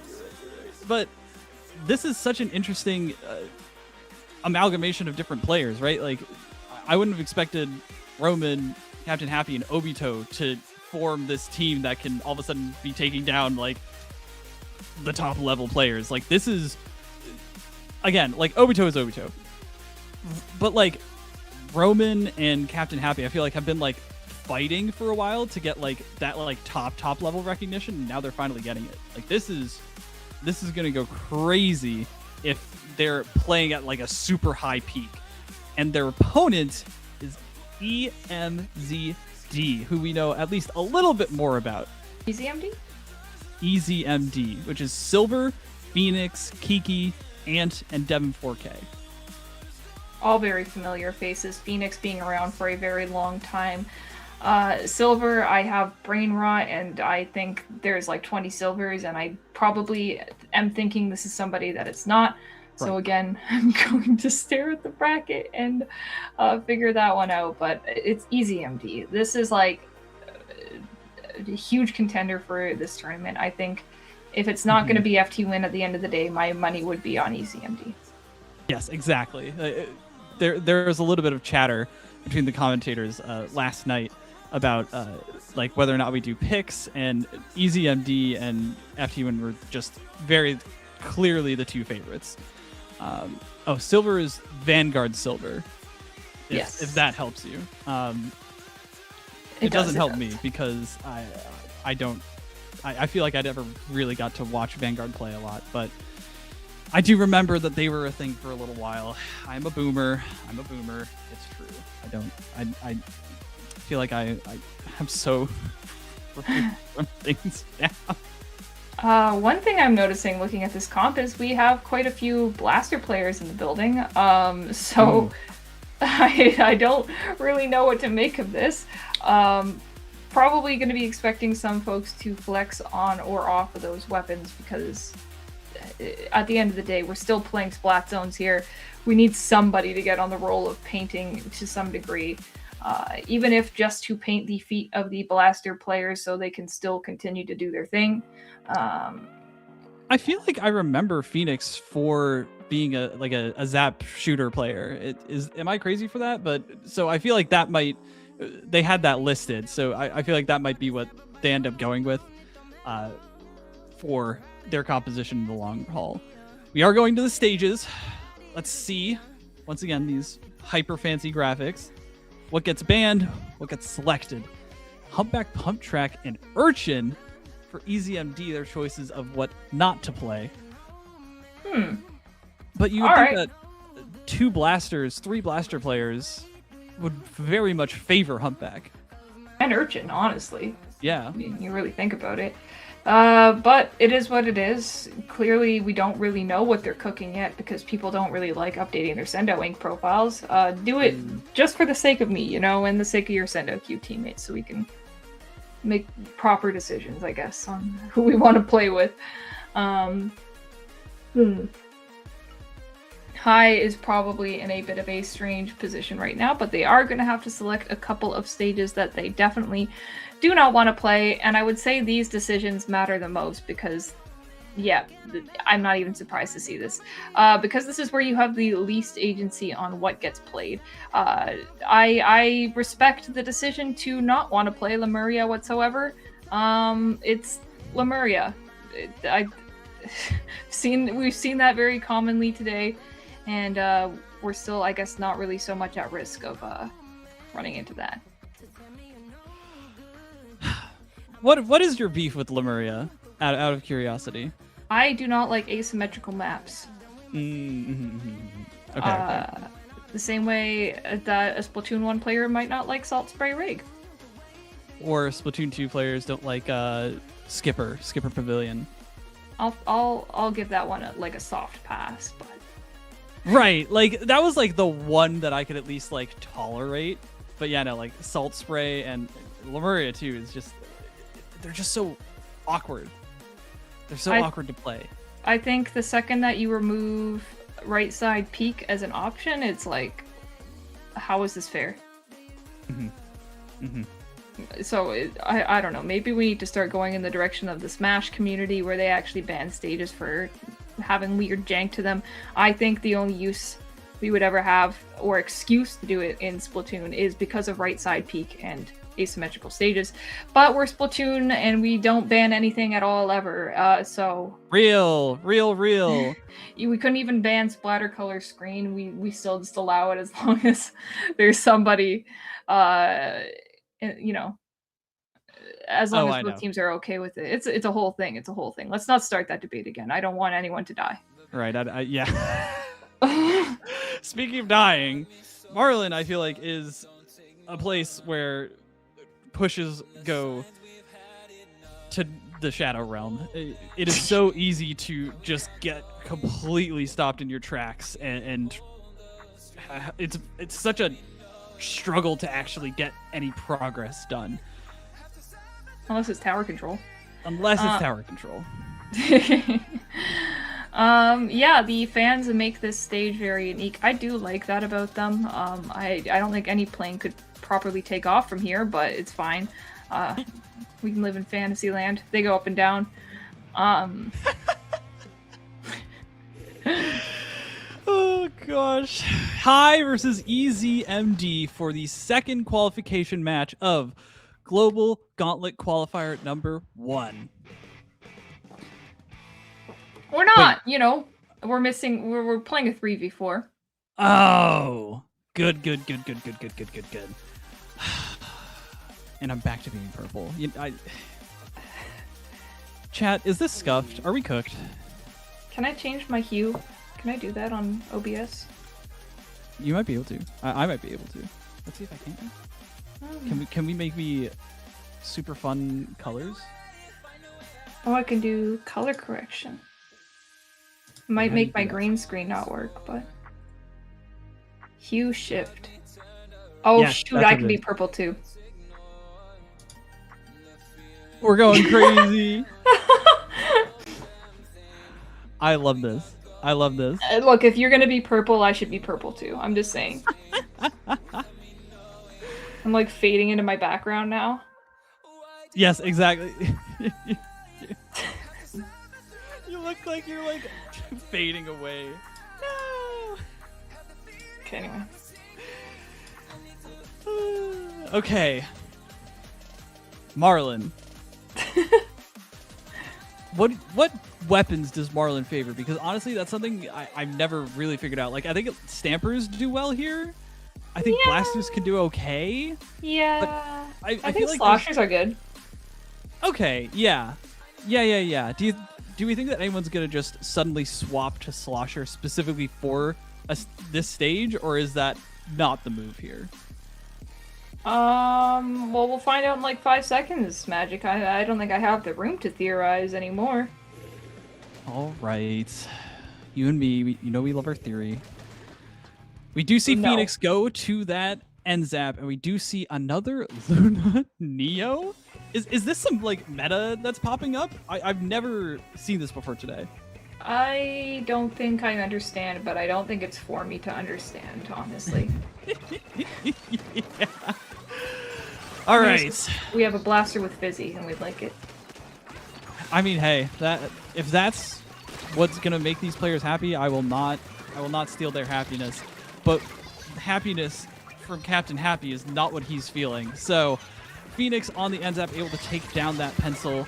Chrome not able to stay on that zone. We are seeing a good start, solid hold for ezmd, and not a lot of room to grow for High.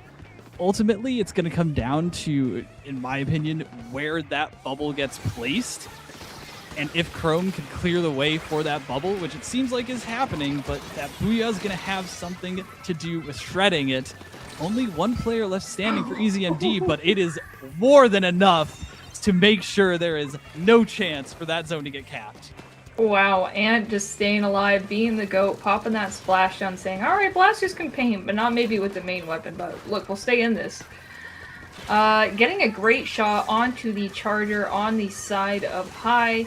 However, 10 seconds left to go, and that Stamper is not close enough to the zone to do a whole lot right now. It did help a little bit of paint so that Roman can paint the left side, and they do at least get the cap, but that is a daunting score if you're High right now, right? I'm sure they've come through, like, very, very rough ruts in that set versus Azure, but this is still something that you really don't want to see, especially on something like Marlin, where it's very hard to lock out, and they might not have like another chance to get a push so deep. Yeah, that's the rough part of this. You can see that with that 52 gal, we're almost using it to watch two different areas of the stage. We have that splash wall getting pushed into that corner there. We're saying, all right, we're going to give you limited entry points, deal with it. However, we actually are able to apply a bit of a penalty here. Giddy Grizz, Captain Happy, backed up into this corner, is going to take out Silver before jumping out. A very smart decision to do so. Come back in there with your teammates as you can. But they do have to be a bit more mindful on this one, because that 46 seconds, the penalty, that's going to go down pretty quick. And they saw from the beginning of that game there that ezmd has a very significant holding power, and they have been doing a good job at staying alive around that zone.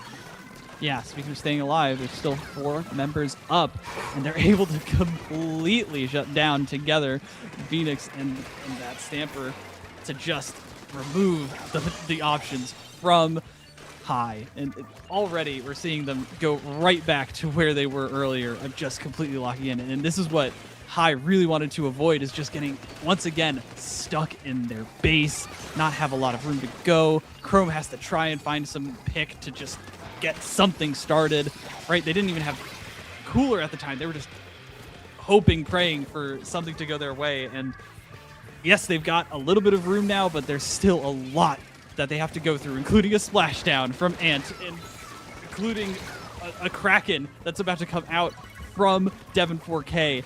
It doesn't come out in time. That's at least something good going for High, and let's see if they can't get that push that they were hoping for. Yeah, look, they don't have a lot of penalty left. We see Umiha on that fan with that 52 gal, is able to pop some some splash walls down, but we're kind of having a hard time finding a correct position for the other members to take, and it feels like there's a little bit of hesitation on some of the members of High on where to move up after capping that zone. And unfortunately for them, that is going to be costing them a lot of this space that they could have capitalized on. A lot of them going down here. Umiha, once again, on that fan, is trying to lead something for them. However, is that going to materialize into a lead swap, into a push, into any sort of man advantage? I'm not too sure of. This is looking like they still have good potential, but that bubble placed directly where the Booyah Bomb was thrown. Only 15 ticks left before a lead switch. There's 2 members down, 3 members down on the side of ezmd. This is a huge turnaround. Umiha able to go into the 1v1 and is able to get this pick on the drop, but not able to get anything else off of it, because that was a great string of plays from Umiha to manage every single way for ezmd to get back into and paint that zone. That's a big turnaround, and again, High showing up and pretty much convincing everyone that this might not actually be an upset. They might just be better. They might just be. Look, a lot of these teams went into this tournament as pickups, and those can be really hard to seed into the correct positions. I think maybe a hot take, but I think Splatoon is one of those games where you can look at the power level of a player, you can look at Kyo and say he might be the best in the West. However, you stick anyone into a comp where it doesn't mesh that well, and it's not going to be pretty. Looking at a comp like High, it seems like a very calculated group of players coming together, and I think they might just have the secret sauce together. They definitely had some kind of sauce that they were very happy to apply to a healthy burger. This is... What? I don't know. I'm trying to... Let's break the fourth wall. I'm trying to be like cool, fun, stringing wordplay together commentator right now, and I don't think I'm nailing it, but if people like it, then let me know, and if people don't like it, then we can readjust and move on. You're giving me like cool first-time dad in his 30s right now. Listen, I'm getting close to it. You know, I'm turning 27 in like a couple months. It's very scary for me. Very scary. I'm gonna be old soon. What am I? I'm sorry, K-Bot. We're disappointing you. Sorry, Dad. Sorry, It's weird I how can't. everyone just keeps getting younger, huh? Anyway. I'm calling you like cool dad, and then you're calling K-Bot dad, but I think he's younger than you. That is correct. I'm older than you. Anyways, we've got the stage bands coming through. Hammerhead band from High, and Mommy as well. One thing I wanted to bring up, and why I think this is really influencing the different bands, is that Devon 4K, based on what production has said, is a leader one trick. And this is the first matchup we've seen where it's pencil versus leader, right? It's the snipe writer versus the e-leader. And I think that really makes a huge difference in how these players are thinking about these different stage picks. I think so too. Yeah. I think you have to be mindful of the fact that they are going to be a little bit more mobile than these E-Leader comps. They're going to have a lot of their turf coming from their long-range player as well. But the downside to that is their weapon is not a one-hit like the E-Leader is. So it's something to be a little bit more scared of when you're staring at a laser on the other side of the stage.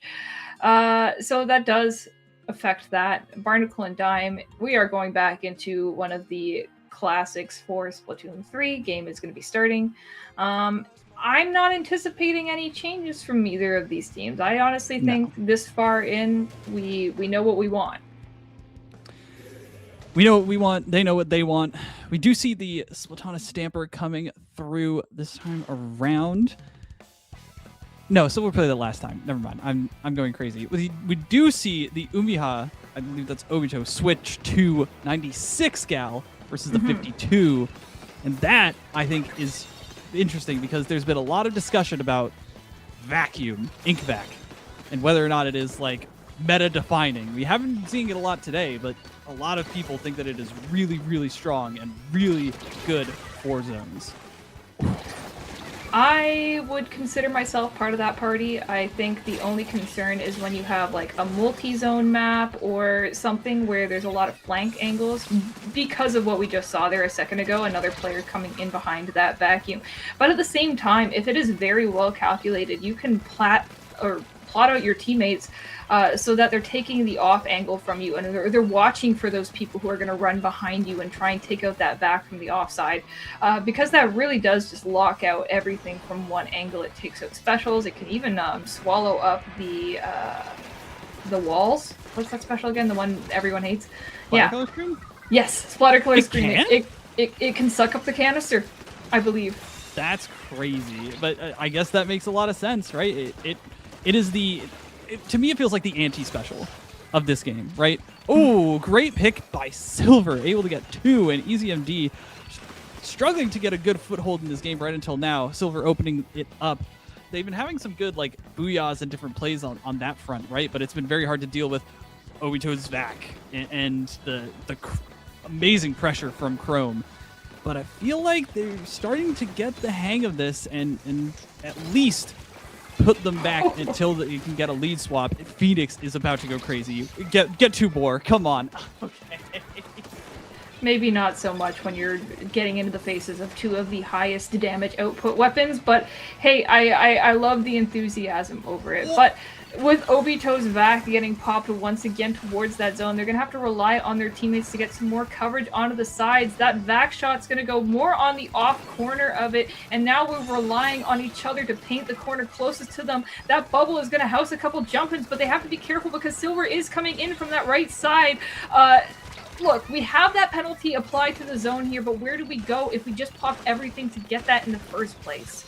Right, exactly. And even though Obito did a fantastic job at timing it and sucked up that first booyah from Silver, it was still just barely enough to get that zone capped. It seems like they're at least popping things in a little bit more of a forward position this time. Silver's able to get this jump out.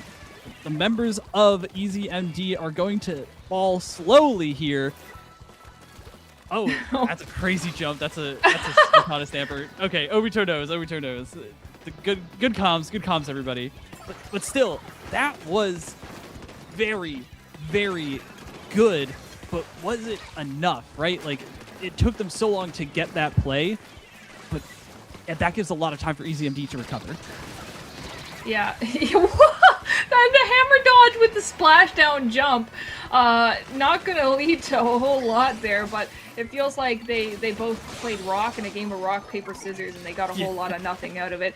Silver breaking down that bubble is going to try and move towards the plat of the members of High once again, but we see Chrome getting back in. Silver is going to be that one player on the board who can deal with that ink back with ease.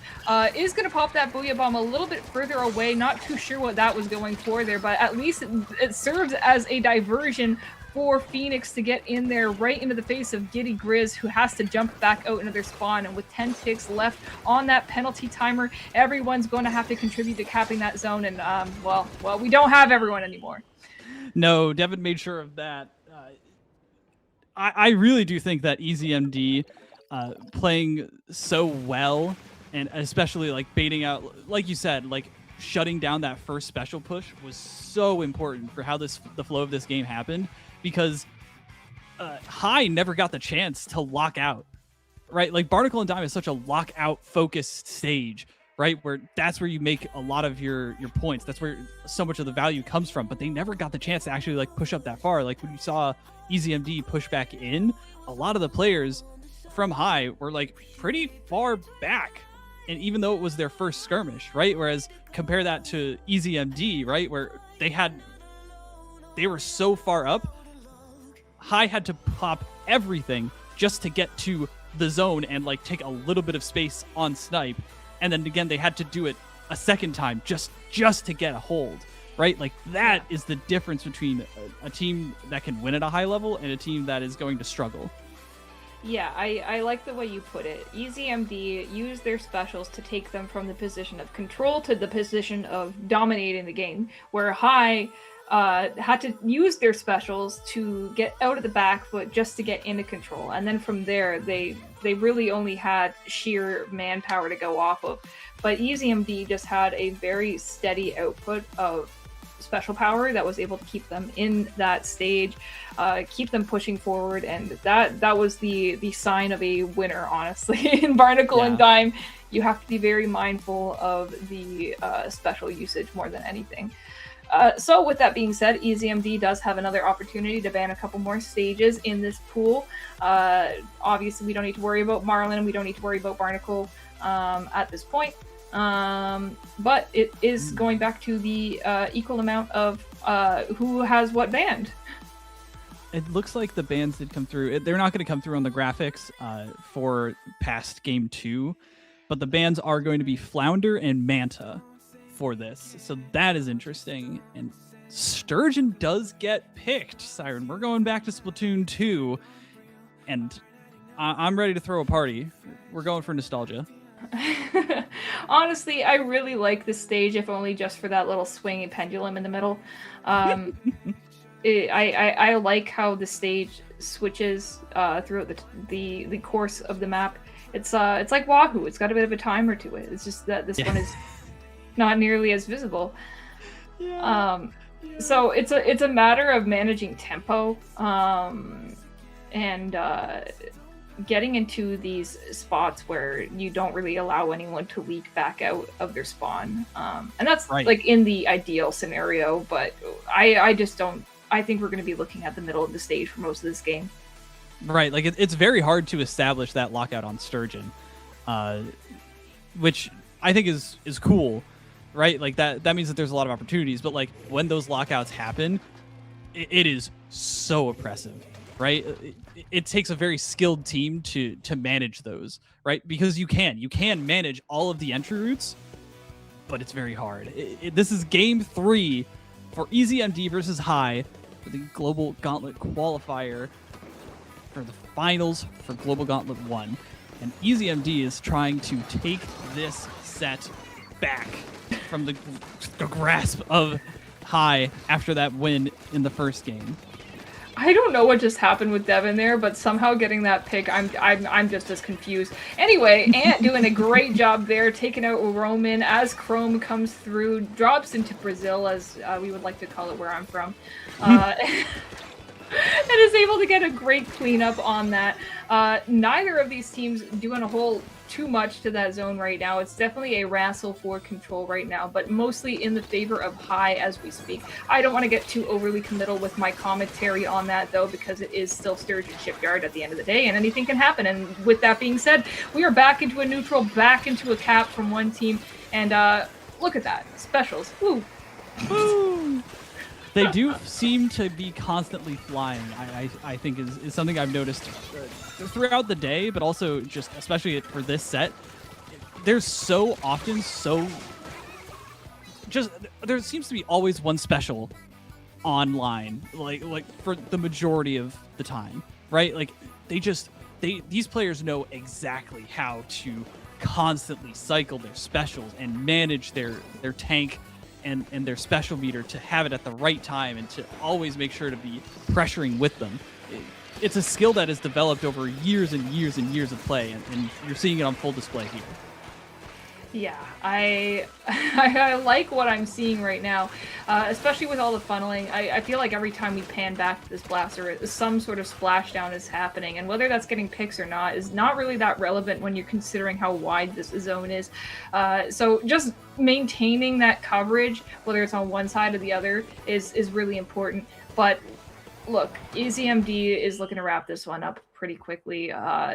It's kind of what I expected for Sturgeon. How I missed this stage but I knew that our time together would be short. Powerful. It brings a tear to my eye. So anyway, can we bring back Starfish main stage?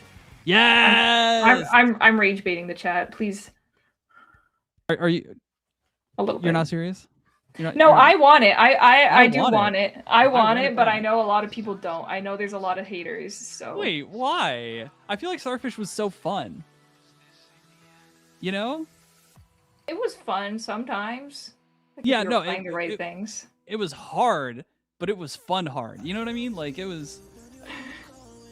Don't take that out of context.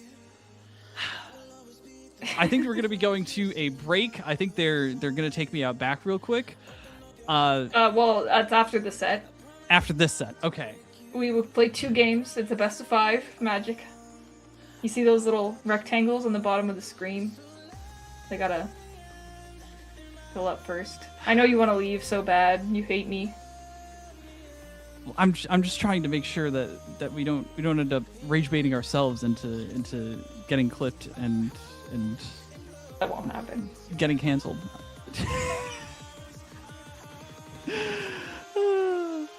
Okay. We are going to be seeing bans from ezmd again. They just banned Flounder and Manta, right? Because they won. So that was before this game, yeah. Yes. They just banned Inkblot, and Inkblot Art Academy, and Undertow Spillway, which Okay, I think so does make sense. they hate double zone stages, is what I'm gathering.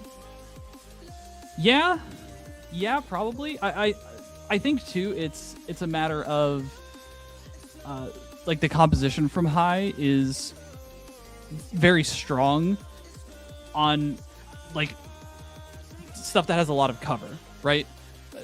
Like when I think of Inkblot and I think of Undertow, like that, there are so many like corners and ledges and places to clip and bomb people out, right? Like I think they're trying to avoid that. Yeah, maybe the ledges. I think if I was scared of like a lot of ledges, I would also be worried about maybe Ramen, maybe Bluefin. Bluefin's terrible. I think they're just banking on the fact that both teams aren't really interested in going to Bluefin. Maybe, but I do know that there's some sick people out there who will pick that. So, are you one of them? Oh yeah, I totally would. I love playing on Bluefin with Slosher. Like that was one of my favorite things to do in Splatoon 1 was to play like Bluefin zones and burst bombs and just get all those crazy angles. So I'm an enjoyer. I think too when you get to this deep in a best of 5 set and they're like, all right, ban 2 more stages, you're kind of like, all right. At this point, like I don't have like super strong feelings on anything, right? Like they're trying to figure out just like what's one thing they can ban. What I'm surprised by is that so far today we haven't seen Hagglefish at all. So I'm really shook that High is like, oh, you know what? Let's go into Scorch Gorge. We just want to do that. It's like Inkblot, but worse. Yeah. Inkblot, but like make it even harder to get back into your own plat. Like what if we took the worst parts of Inkblot and the worst parts of Museum and made that into a stage? Well, here you go. You have Scorch Gorge. I'll try and be more positive. Anyway. No, I want to hear your full unfiltered thoughts at all times, Siren. That is why I enjoy being on the mic with you so much. It is because I know you will not hold back. So, we are going to Scorch Gorge, unfortunately, and we are going to be seeing if ezmd can solidify this third win and qualify for the finals of Global Gauntlet 1. But we're going to see if High has anything else to throw at them. Well, I would hope so, but honestly, it doesn't seem like they actually have that many things physically to throw at the members of ezmd.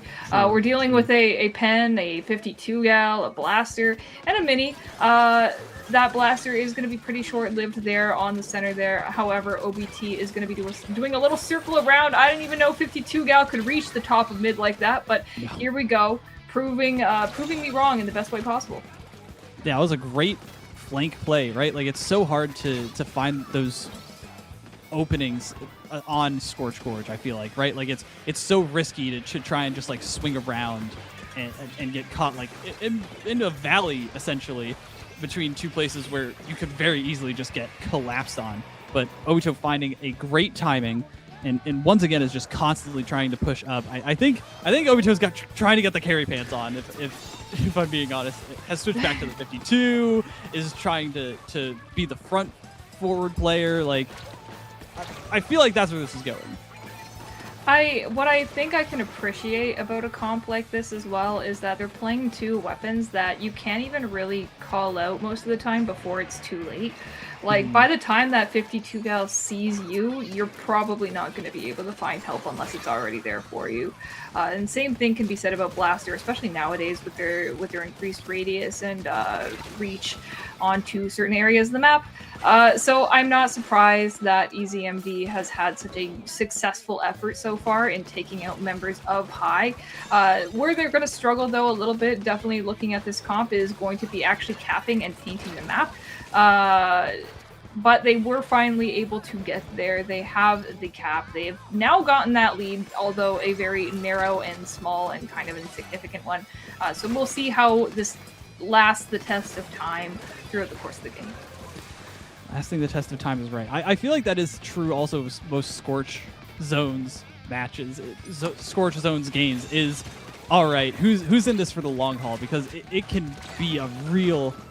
It feels like it's just a permanent mid-fight, right? And so you just constantly have to be, like, pacing yourselves, have to be making sure that you don't end up giving the opponents the opportunity to really just go all the way across the grates and into your base, because then you're screwed, right? So you have to be ready for a marathon. And it seems like both of these teams know that, right? Like, they're constantly just, like, bunching up together on their platforms, on these high grounds above mid, and then dumping everything, right? Like, you see Captain Happy, like, not pushing super far up and is constantly just like at a place where they can retreat at any moment. Chrome is able to get a good pick here, but so does Ant. His lead does swap over to High, which is going to be huge. And speaking of huge, how about that pick onto Roman? Jeez, this is the situation I was talking about. They're starting to climb the grates. That was honestly beautiful. I just love seeing Blaster players go on a tear like that. And you could see that they saw they had that space to do it, ran up, got those picks, and now is in a great position to be pushing the members of High. Not even like back into their spawn, but farther in. You can see Chrome playing hesitantly around these ledges here. Obito popping that whale just to try and detect where people are feeding in from on the side of ezmd. So that is going to give them enough information to maybe drop into mid here, but we have to still deal with Silver first. That pencil is going to be working to cap that zone, but Umiha not able to get the one on Devin. And oh, what a beautiful sight to see, Magic! That was crazy. Captain Happy, though, is still standing and is still trying to keep this zone painted for High, right? Again, this is a marathon. Each mid-scrap is a marathon. There's so many booyahs thrown at Giddy Grizz, but still, this pencil is standing and painting, and the zone does get capped.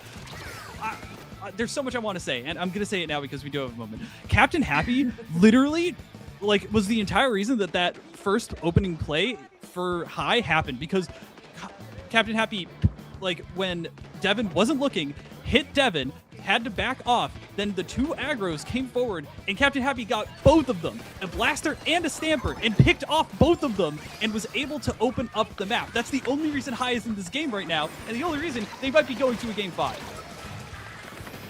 Yeah, I think it's very realistic. I think they're staring down the end of the tunnel at this point, thinking, all right, maybe we can take it there. We are very close to that lead swap. And 2 going down, that's 3 going down. It's just going to be the pen left onto the side of High. They're going to have to move in here. Cool Grizz, unfortunately, not going to be taken out by Silver. That is going to remove any light at the end of the tunnel for a game of 5 for them, and ezmd doing what they do best and just pulling through at the end. My goodness, that was so close. Oh gosh, that's gonna be replaying on their minds for like the rest of the day. I feel like that's what that kind of situation brings. Oh goodness, that I can feel what those players are feeling right now on High. Just we had literally everything going for us. We were 10 ticks away, and then the tsunami came, and we just could not hold it back. Yeah, a really good effort from them, and a risky pick, I'll say, for High to go into the 3rd game. Like I said, it's a very punishing stage. Once again, you have to crawl the top mid to get back into your spawn if you're not side hopping, which honestly is becoming more of a common tactic among players, given specials like Zuka, missiles, and even just having Cooler to speed up that process entirely. And with the changes that they've made to Stealth Jump as well, it is becoming more and more worth it in the long run to make these short hops that are, I guess, geographically near each other, but maybe not so much jumping in from spawn, because that is a lot less time to occupy because of I guess it's not like a debuff, right? I don't know. Right. No, you put it perfectly. Okay. ezmd does qualify for Global Gauntlet Finals, and that is going to be amazing. They've made it all the way through a slob of a day. We are going to be going to a brief break. Thank you, everyone, for sticking with us. We will see you right back here for Losers Quarters, I believe. Thank you, everyone. Be right back.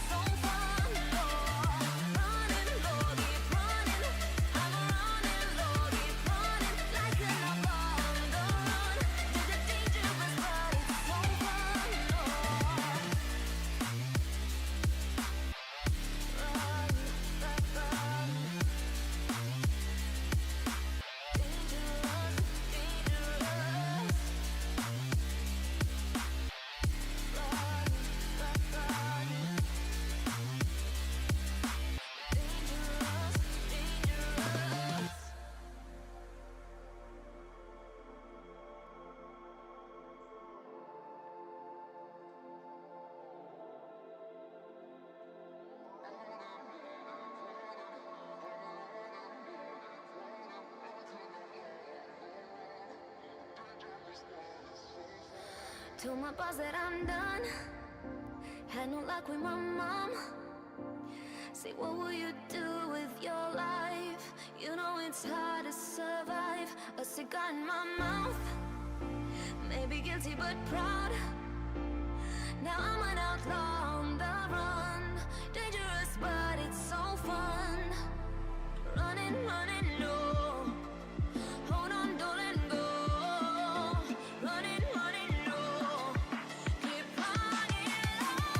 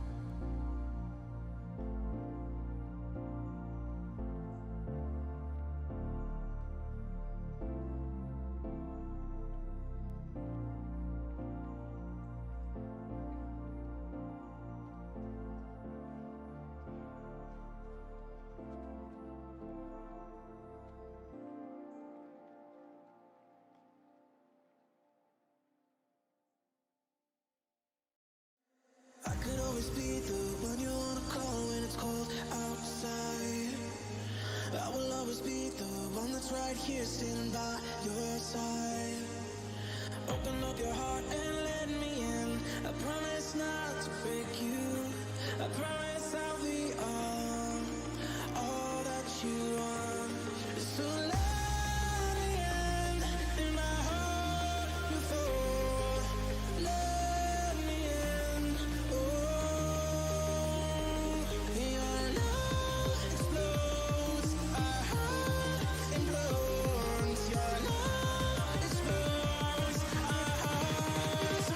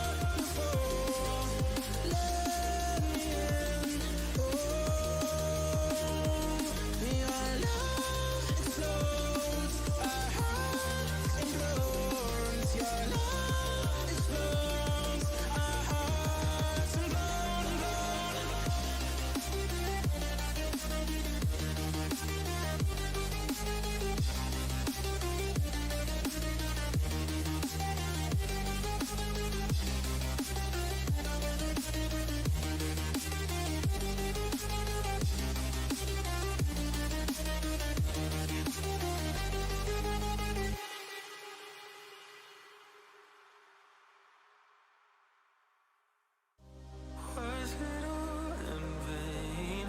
My world revolved around you, now it's trapped inside the pain. Maybe I should stay in the dark after you had it to a place so far away. All those crazy thoughts are going through my mind. A part of me I can't escape. Our love was so sublime. It doesn't make no sense if you're not here again. If the only one is gone, will be there for me to say. What comes after the end?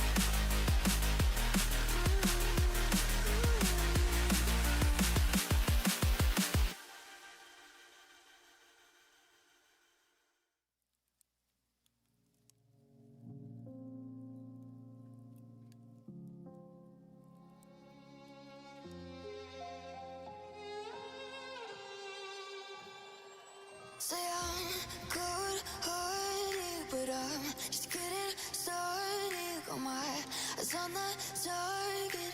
No, no.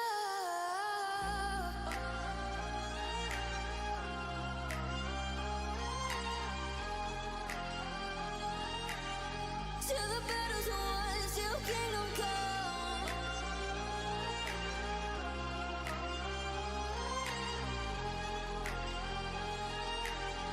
I'll never run.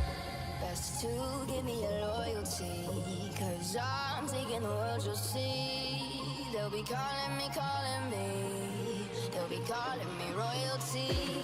Best to give me your loyalty, 'cause I'm taking the world, you'll see.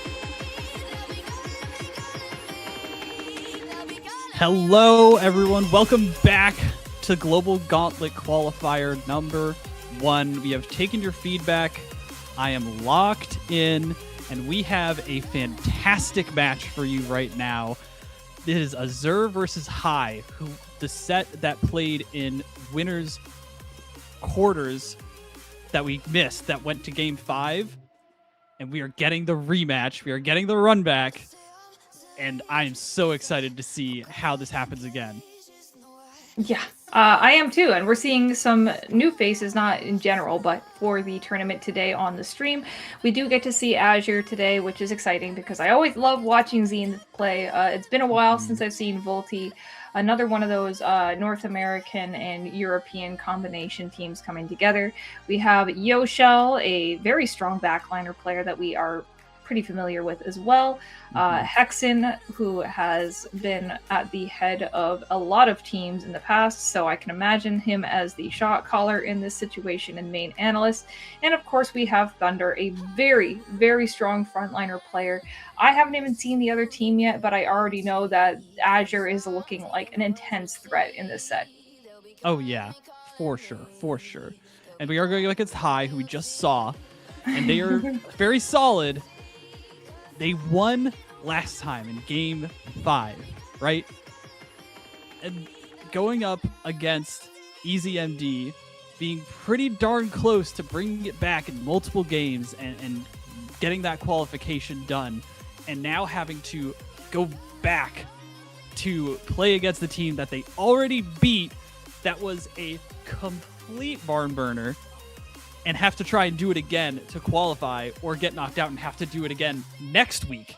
This is such an intense position to be in, right? Because you have to imagine that Azure is ready to go. They've re-upped their game plan, right? Like it seems like, again, this is like really veteran players, right? With Hexen, with Yoshel, right? Like this is such a daunting matchup. And Obito is a vet as well, right? But it's just this is the tension that happens in tournaments. This is like the tough mental barrier that has to be overcome, and it really is going to come down to who is stronger, has that fortitude in the long run. Yeah, I'm with you there. I think one thing that can change the dynamic of this matchup is pressure. Maybe before we weren't really looking at so much stakes on the line. It was earlier on. We're both in the winner's side. We send down someone to losers, and then they have a run and they say, oh, okay, we're back to you now. And this determines who is going to make it through today. So a lot of these teams, they might perform a little bit better when they know that they have that safety net. However, we're going back to the best stage ever. That's crazy. That's a crazy pull from the Sendo generator. That's so comical, IMO. Oh. They just knew I loved it so much. Yeah. And again, another point to the mental barrier that High is going to have to overcome, because they just lost on this, right? They just had to face defeat here, right? That has to be weighing on them. Well, if they didn't want to play it, maybe they should have banned it. That's all I'm going to say. So true, bestie. So true. But now they're stuck back here again. So either they didn't think to ban it, thinking, okay, what are the odds that we get this? Or they were in the position where they were like, okay, we've learned from our mistakes and now we're going back into the stage even stronger. Important to note that Azure does not have Thunder today, probably for future iterations, but Thunder is not the dualies that you see. Instead, it is Yee Yee Yee. Here we go. This is the final qualification match for qualifier number 1 for Global Gauntlet number 1 in the Splat World Series event. You already see some ink being spilt, and Volti is on this carbon, and she is ready to rumble. This is going to be a very high-pace, high-intensity, fast-paced match. And Siren, who do you think has the advantage in terms of comps? Woof. Yeah. This one's gonna be a little bit difficult, but I'm gonna say in this case, I think High has the slight upper hand here. They have a very strong paint and a very long range comp to boot. So I think they're gonna have a relatively easy time if they're able to get into mid. So that just entails winning one fight ultimately at the end of the day.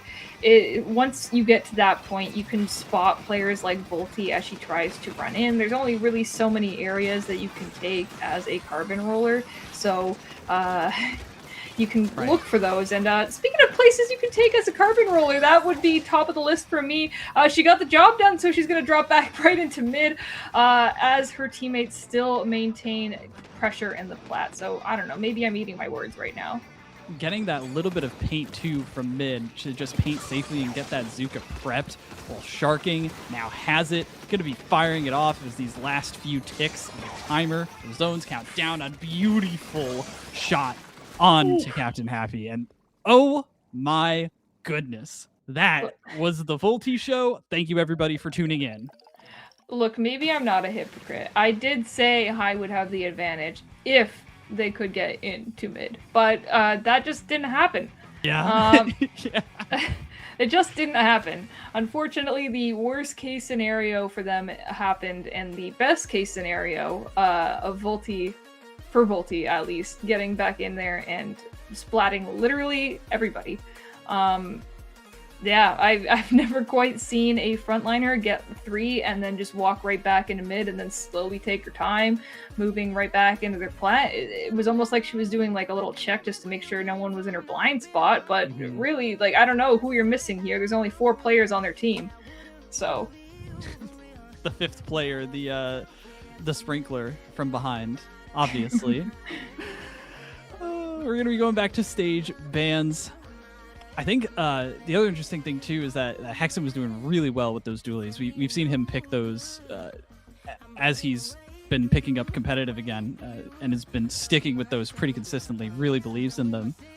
And they're so strong. They're so tough to deal with, especially in this current meta where there's a lot of like AoE and all these things, right? You would think that it would struggle, but in my experience, it is very easy to be able to like for a blaster to overestimate themselves against a dualies.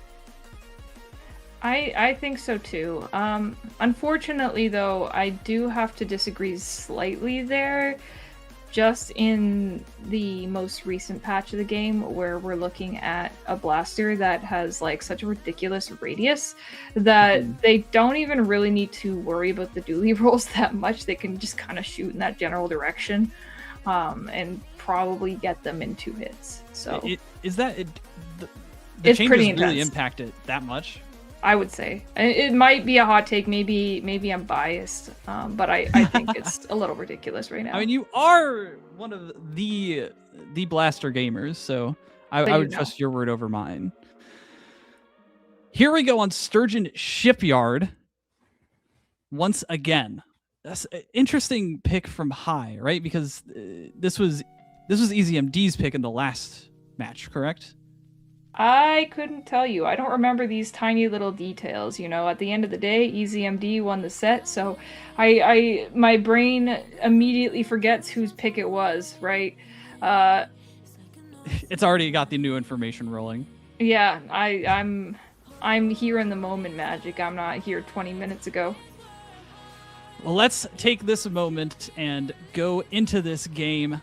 We've got one more chance to try and get high to re-up their chances, right? Try and get back the fire that they had in that first set against Azure, because I really want to see this go the distance. I want to see High really put a stop to this roller, because they've done it before.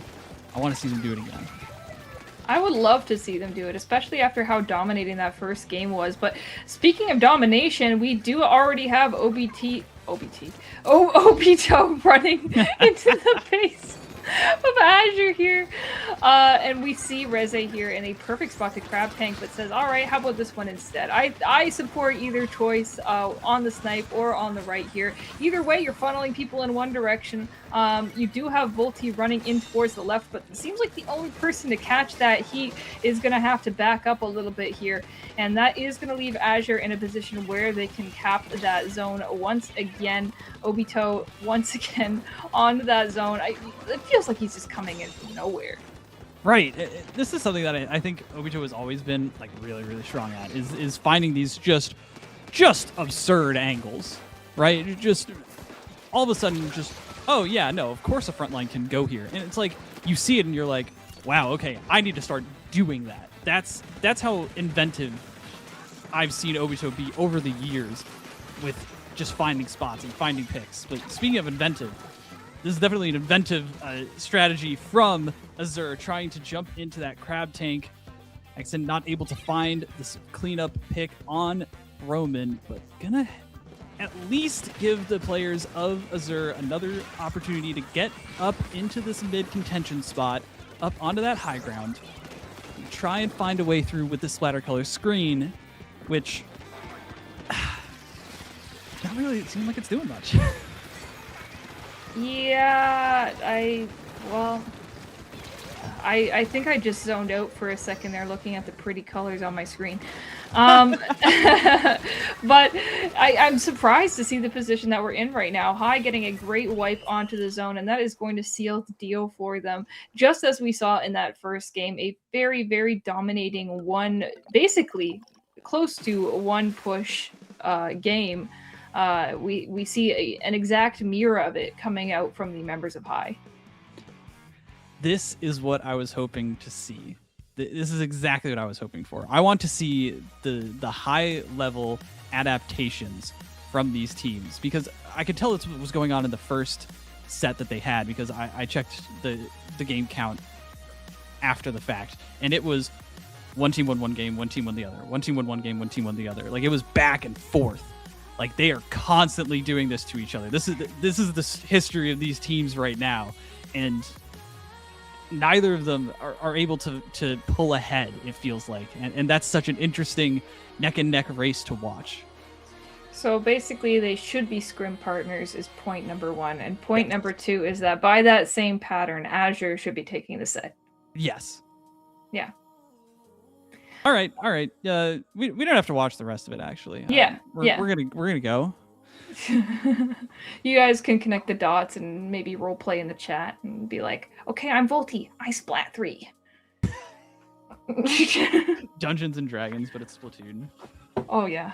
Yeah, just roll a d20. I would go Get a crazy, team wipe. actually. We gotta make this. All right, Sharks. I was making that joke on Blue Sky yesterday. What would the Splatoon version of Shark Tank be? I think it's already a Splatoon name, but right, but like, what would people do? Would it be like a compositions that they were proposing? Would it be a Ludi div placement? Was one I saw. I think I might be too old for this topic. I don't know. I was thinking we were just doing a direct translation and pitching weird ideas like tournaments. Ooh, that would be fun too. I have this new fresh idea. How about a low-level skill-capped tournament? It's never been done before.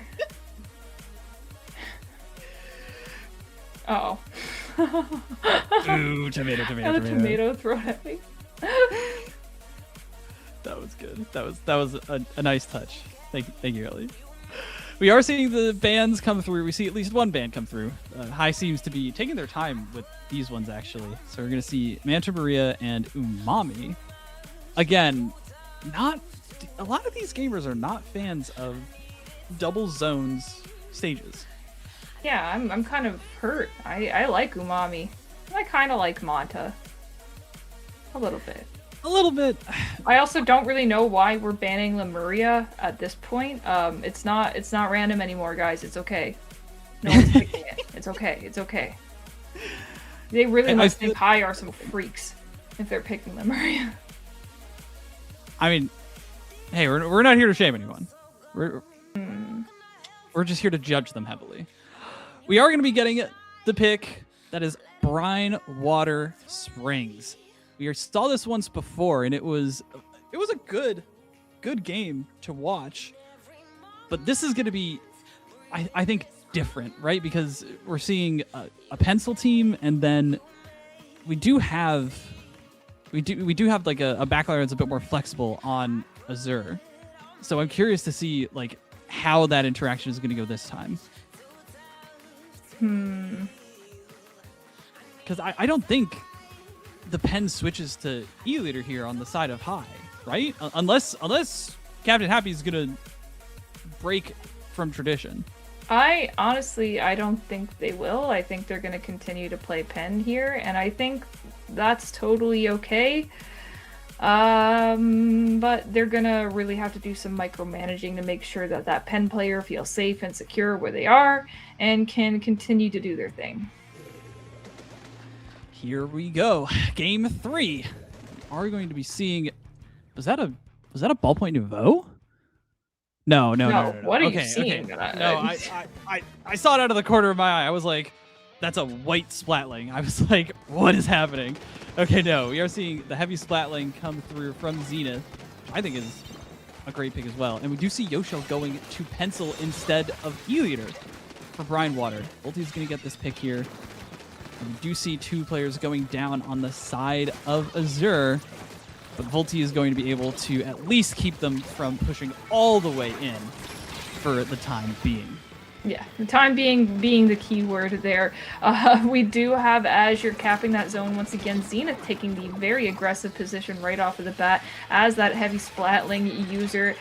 Doesn't quite have anything to back it up with just yet, and I believe that's Hexen on those dualies there going down as well, but we're still able to maintain a lot of this coverage here. I think mostly due to the fact that Zenith is able to just run up here and play moving anchor on the side of Azure, which is kind of a bit of a reverse. I don't know the English. Yeah, a reversal of roles, you know, which I think is very important here too, right? Like the difference between how Zenith and Yoshel are playing is so interesting. We do see High make a move and are able to cap this zone and start to put pressure on without having to trade out, although there goes Chrome. They did use a good amount of their specials. They're going to have to try and just fight it out here, but it doesn't seem like they're able to get that full push that they're really looking for, that Obito is trying to go for. You see them often just getting stopped right at the gate of this base area. Yeah, it's a good position to be in, that's for sure. Popping that crab, but not quite getting a direct advantage correlating to that. So Hexen is going to have to back up a little bit here. They have almost burned through that penalty, so they don't want to play a little bit too dangerously here, because any type of wipe or losing man advantage right now could mean losing that zone once again before they're able to get any sort of impact off of the push that they just made. So with 20 ticks left to go, they're going to be trying to hold that zone. That 52 gal does go down on the side of High. It is looking very much like Azure's game right now, but Reze here on this mini Splatling does have something to say about it.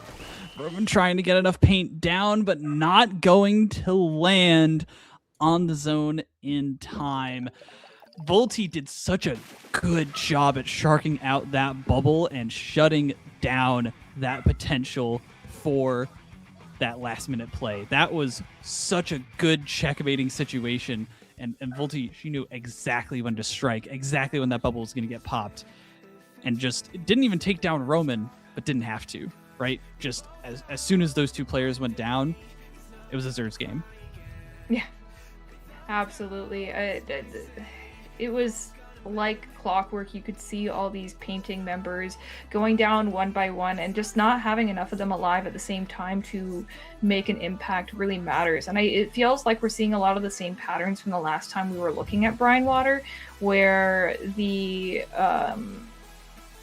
people who have control for the longest time were able to cover most of the stage and just have the ability to get that extra edge in as far as the fight goes in the last few seconds of the game, where the other team really only has the opportunity to just stare directly at the zone and doesn't really have a chance to use that turf around them to really build up something significant there. And it's almost like you're trying to climb an oiled up ladder or something like that. Like, Yeah.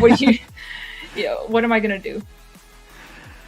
Well, it looks like what Azure is going to do is going to ban Hagglefish Market.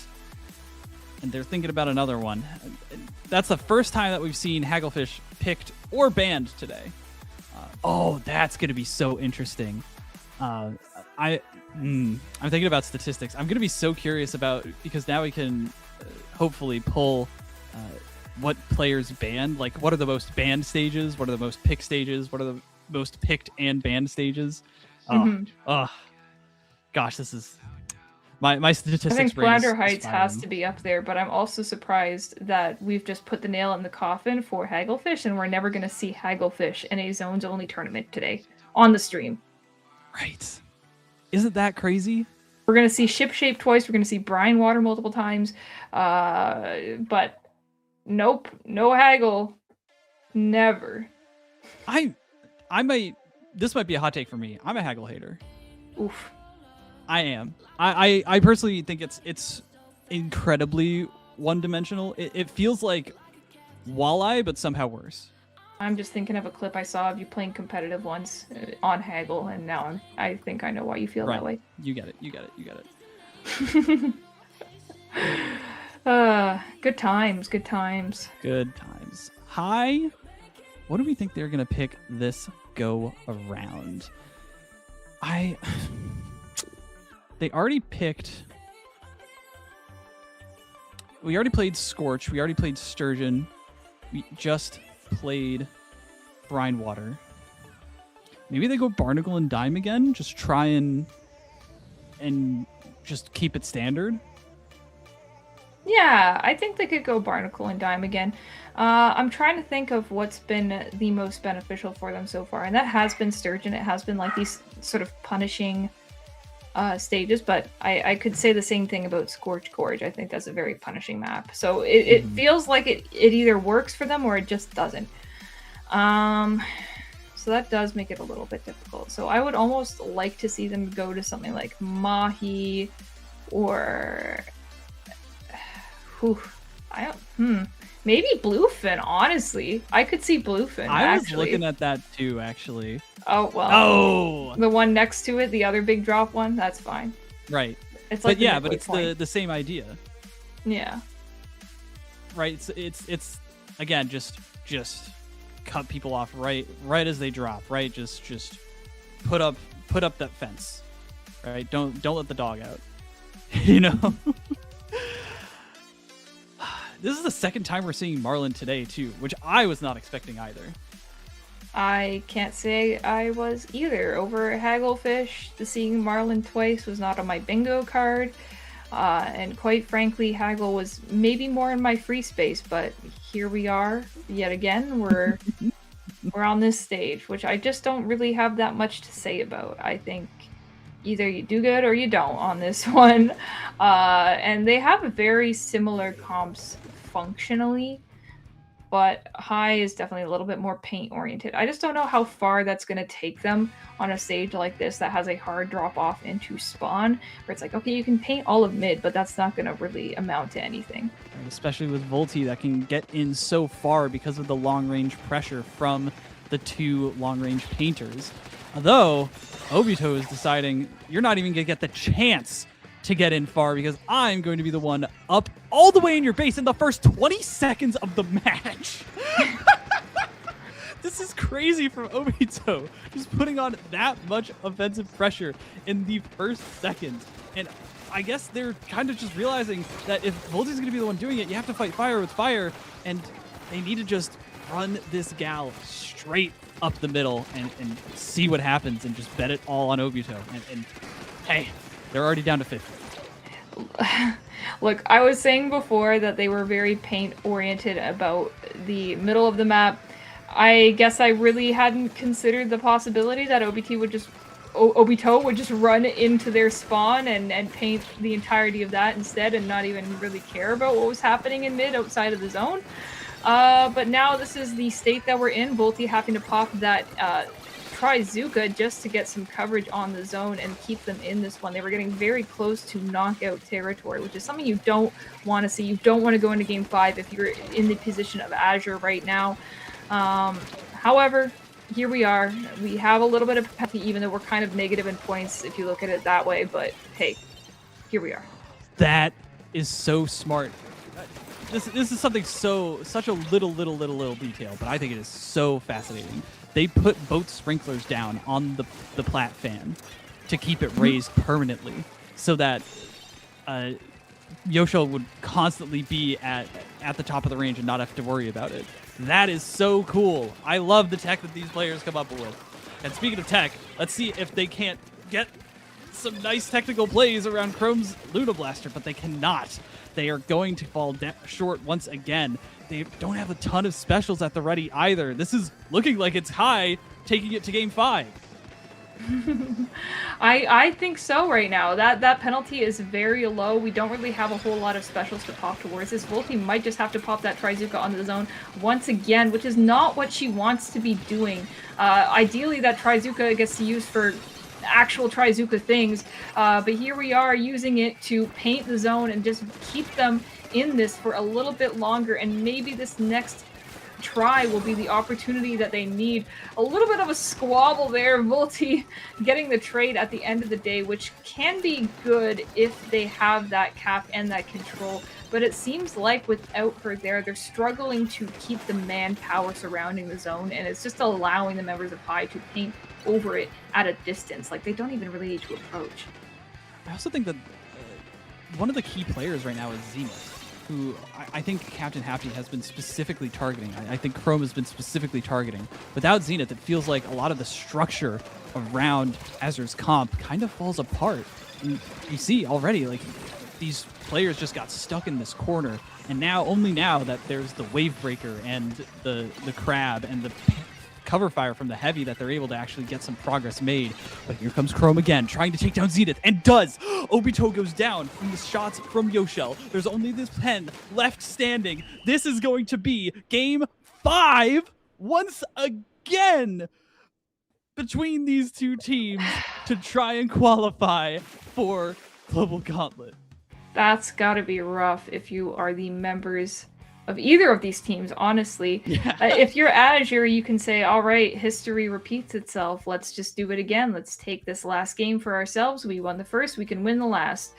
If you're the members of High, though, you are also thinking, we have another opportunity, we can make this happen. But it all does come down to this. There is no extra safety nets this time, so who is going to crack under pressure? And last time, it was Azure that cracked. Right? We saw High in the winner's side. That is true. That is true. However, I believe what you said before was that High won that first game. Yes, and that's not the case this time. Exactly.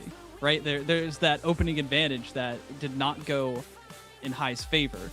So Azure, at the very least, has the last counter pick. Right? Which is a big deal. Yes. We'll have to see what happens. They're going to be banning one last round of stages. We're going to ultimately have taken 12 stages off with bans and 4 stages after we played. So, what is that, 16? So there's only 9 left to choose after this. Damn. Isn't that crazy? That's a lot. That's a lot. I'm looking at what we can and cannot do at this point, and it's looking a little bleak right now. I'm really hoping High doesn't ban some of the last stages that are still decent. But look, I think there's at least 3 in here that I would still like to see as a player. We still have Mahi, maybe. Never mind. We still beautiful comedic timing. All right, just take out all the other good zones maps. Like whatever. I don't even care anymore. I don't even care. Just do what you want, guys. Take out Mako Mart. Just do it.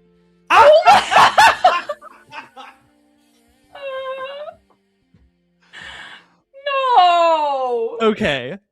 So we were kidding, guys. Stop. I was very much just joking, folks. This is crazy. We're going to Bluefin. Sorry, we're going to Bluefin. No, guys, Barnacle was right there. We're going to Bluefin. They could have picked Eeltail. I never knew there was a seagull wearing a helmet on this stage. We're going to Bluefin. One of the first times that I've seen like such a high level set on Bluefin zones. This is going to be so much fun. And this is for the qualification for Global Gauntlet 1 Finals. Let's see which team, what adjustments they make, right? Because Yoshel has been playing Pen the last 2 games, right? Does she change back to E-Leader? Or not, right? Do we still see Zenith on the Splat lane? That's what I'm expecting, but who knows, right? There's so many choices that need to be made in these short 70 seconds that we have left that are going to ultimately completely turn the tide, because I'm assuming that most of these players have not played this specific stage and mode combination in tournament, and definitely not at this level. I just have to take a deep breath. It was right. It was right there. What do we even write about this? Objective moves away from the base of the controller. Bases are accessible via elevators. That's all I'm gonna ever get to read, and that's probably where, hopefully, the last time we're ever gonna see this in this darn tournament series. Game number 5, Azure or High. Who is going to qualify for Global Gauntlet number 1 Finals? Zenith and Yoshel do stick. Everything is the same as it was before. It's just going to be a hard-fought battle between these players and how their playstyles can adapt. We're trying to see if Ulti and the Carbon and the pressure from the long ranges wins out, or if we see the specials and the shot calls and Obito's pressure and presence be the winning factor. I just loved seeing Hexen at the beginning of that game, just popping that crab, getting all this great control, but it still seems like we're standing behind the zone. We're not really moving forward too much, and we can kind of force the members of High to move into the zone and run into the turf that we've already taken for ourselves here. Although, be careful what you wish for, because Chrome is just going to run around that block and not even give you an opportunity to fight back, because it's just not fair for that specific scenery. Then again, Volti with the comeback. Yoshel, be very careful, because that zone is going to move whether or not you're in it or not. 3 members going down on the side of Azure this time, and now it's just Hexen who has to try and stay alive, save the jumps. Not gonna happen. Already we're seeing the back and forth nature come through in this game, not just the match. Obito is already all the way in their base once again, just like we saw in Marlin. This is the kind of positioning that we did not see from Azure during that first play. They felt like they couldn't get up into those spaces. They couldn't rotate in time. They weren't quite positioned to capitalize off of those movements. And now the lead is going to switch over to High. Although, Captain Happy fall in the water? I would have missed that detail if you saw it, but that would be quite unfortunate if he did. Zenith now going to be standing on top of that zone. They don't have a lot of penalty to deal with here, so even though they don't have the lead at this time, I would effectively consider this a lead if I am the members of Azure right now. They're forcing High to run into them quite a bit, and no one really wants to touch these elevators or look at them. Volti's just looking for an ideal spot to hide out, but is not going to be able to get that after these killer whales come out and call her out directly. Once again, this crab is really good. It's going to build up some advantage in this fight, which is what they desperately need. They do have a bit of a neutral, however, leaning towards the more in the advantage state of the zone at the moment. Hexen getting in a bit of a 1v1 with Obito on the right side of the stage here. And honestly, any pick is going to be a win for Azure at this point. Oh, but any pick is also going to be a win for High, as Volti ended up going down, and that was their main aggressive presence. But now that she's back, she's able to help get down too, and in a blink of an eye, that is going to be Azure changing the story and qualifying for the finals of Global Gauntlet #1 in a Game 5 match that was complete chaos, and they came out on top.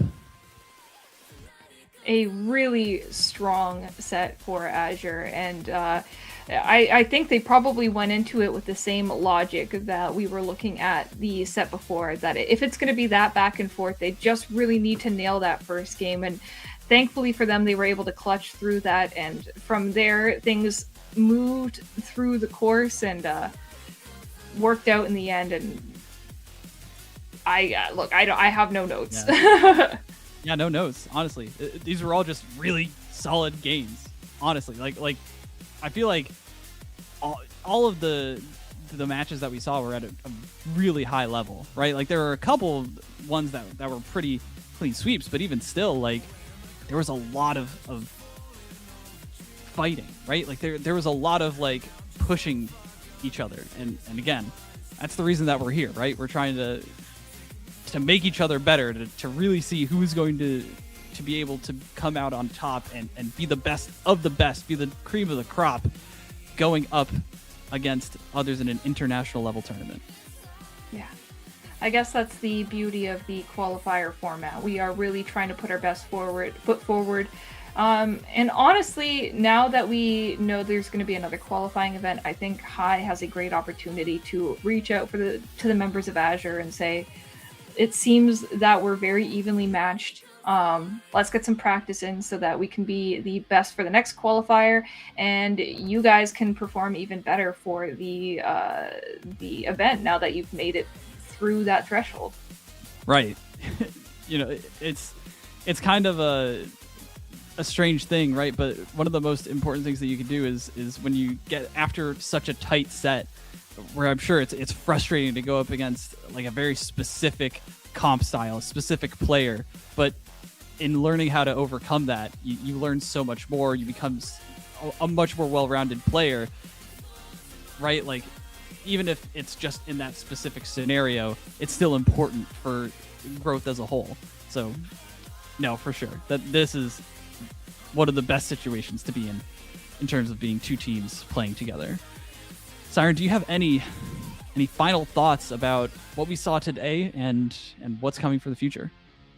I don't have a whole lot of thoughts. I'm just really excited to see these three teams being the qualified ones coming out from that first qualifier into the global gauntlet. So it's all very earned at the end of the day, even though I think a lot of them maybe had a bit of a rocky journey to get to this point. I think the stones lined up and everything is where it's meant to be. So I was really happy to be here with you, my favorite co-commentator, Magic 8 Ball.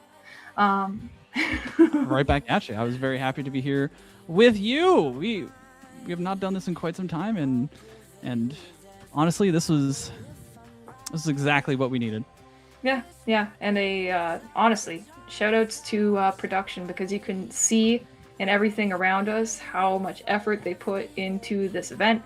I was oohing and awing at everything, but I didn't want to make that the whole the whole show today. Right, the entire focus. Yeah, but a lot of people have been working on this. They got a whole crew on deck, and it's a well-oiled machine here at IPL, and I think Area Cup could have picked no better org to collaborate with for this. For sure. And yes, of course, thanks so much to all the folks who make IPL what it is. Thanks to Area Cup for allowing us to even have the ideas to put on an event like this. And thanks everyone at home for wanting to tune in and making this so much fun to be a part of. So I think that about does it for me. My blue sky is right here in this box. You want to follow me, feel free, but if not, don't mind. Siren, any other shout-outs? Nope, just my blue sky is right here as well. I don't quite have that same migration that I did from Twitter, so I would love to see you guys on Blue Sky as well, so I can build up my feed and it's less random scary artwork and more lovely friends. That's going to do it here from us in the booth. Thank you so much again for tuning in. I've been Magic 8-Ball, and this has been Siren Banshee, and we are going to see you guys soon for the next Global Gauntlet 1 qualifier.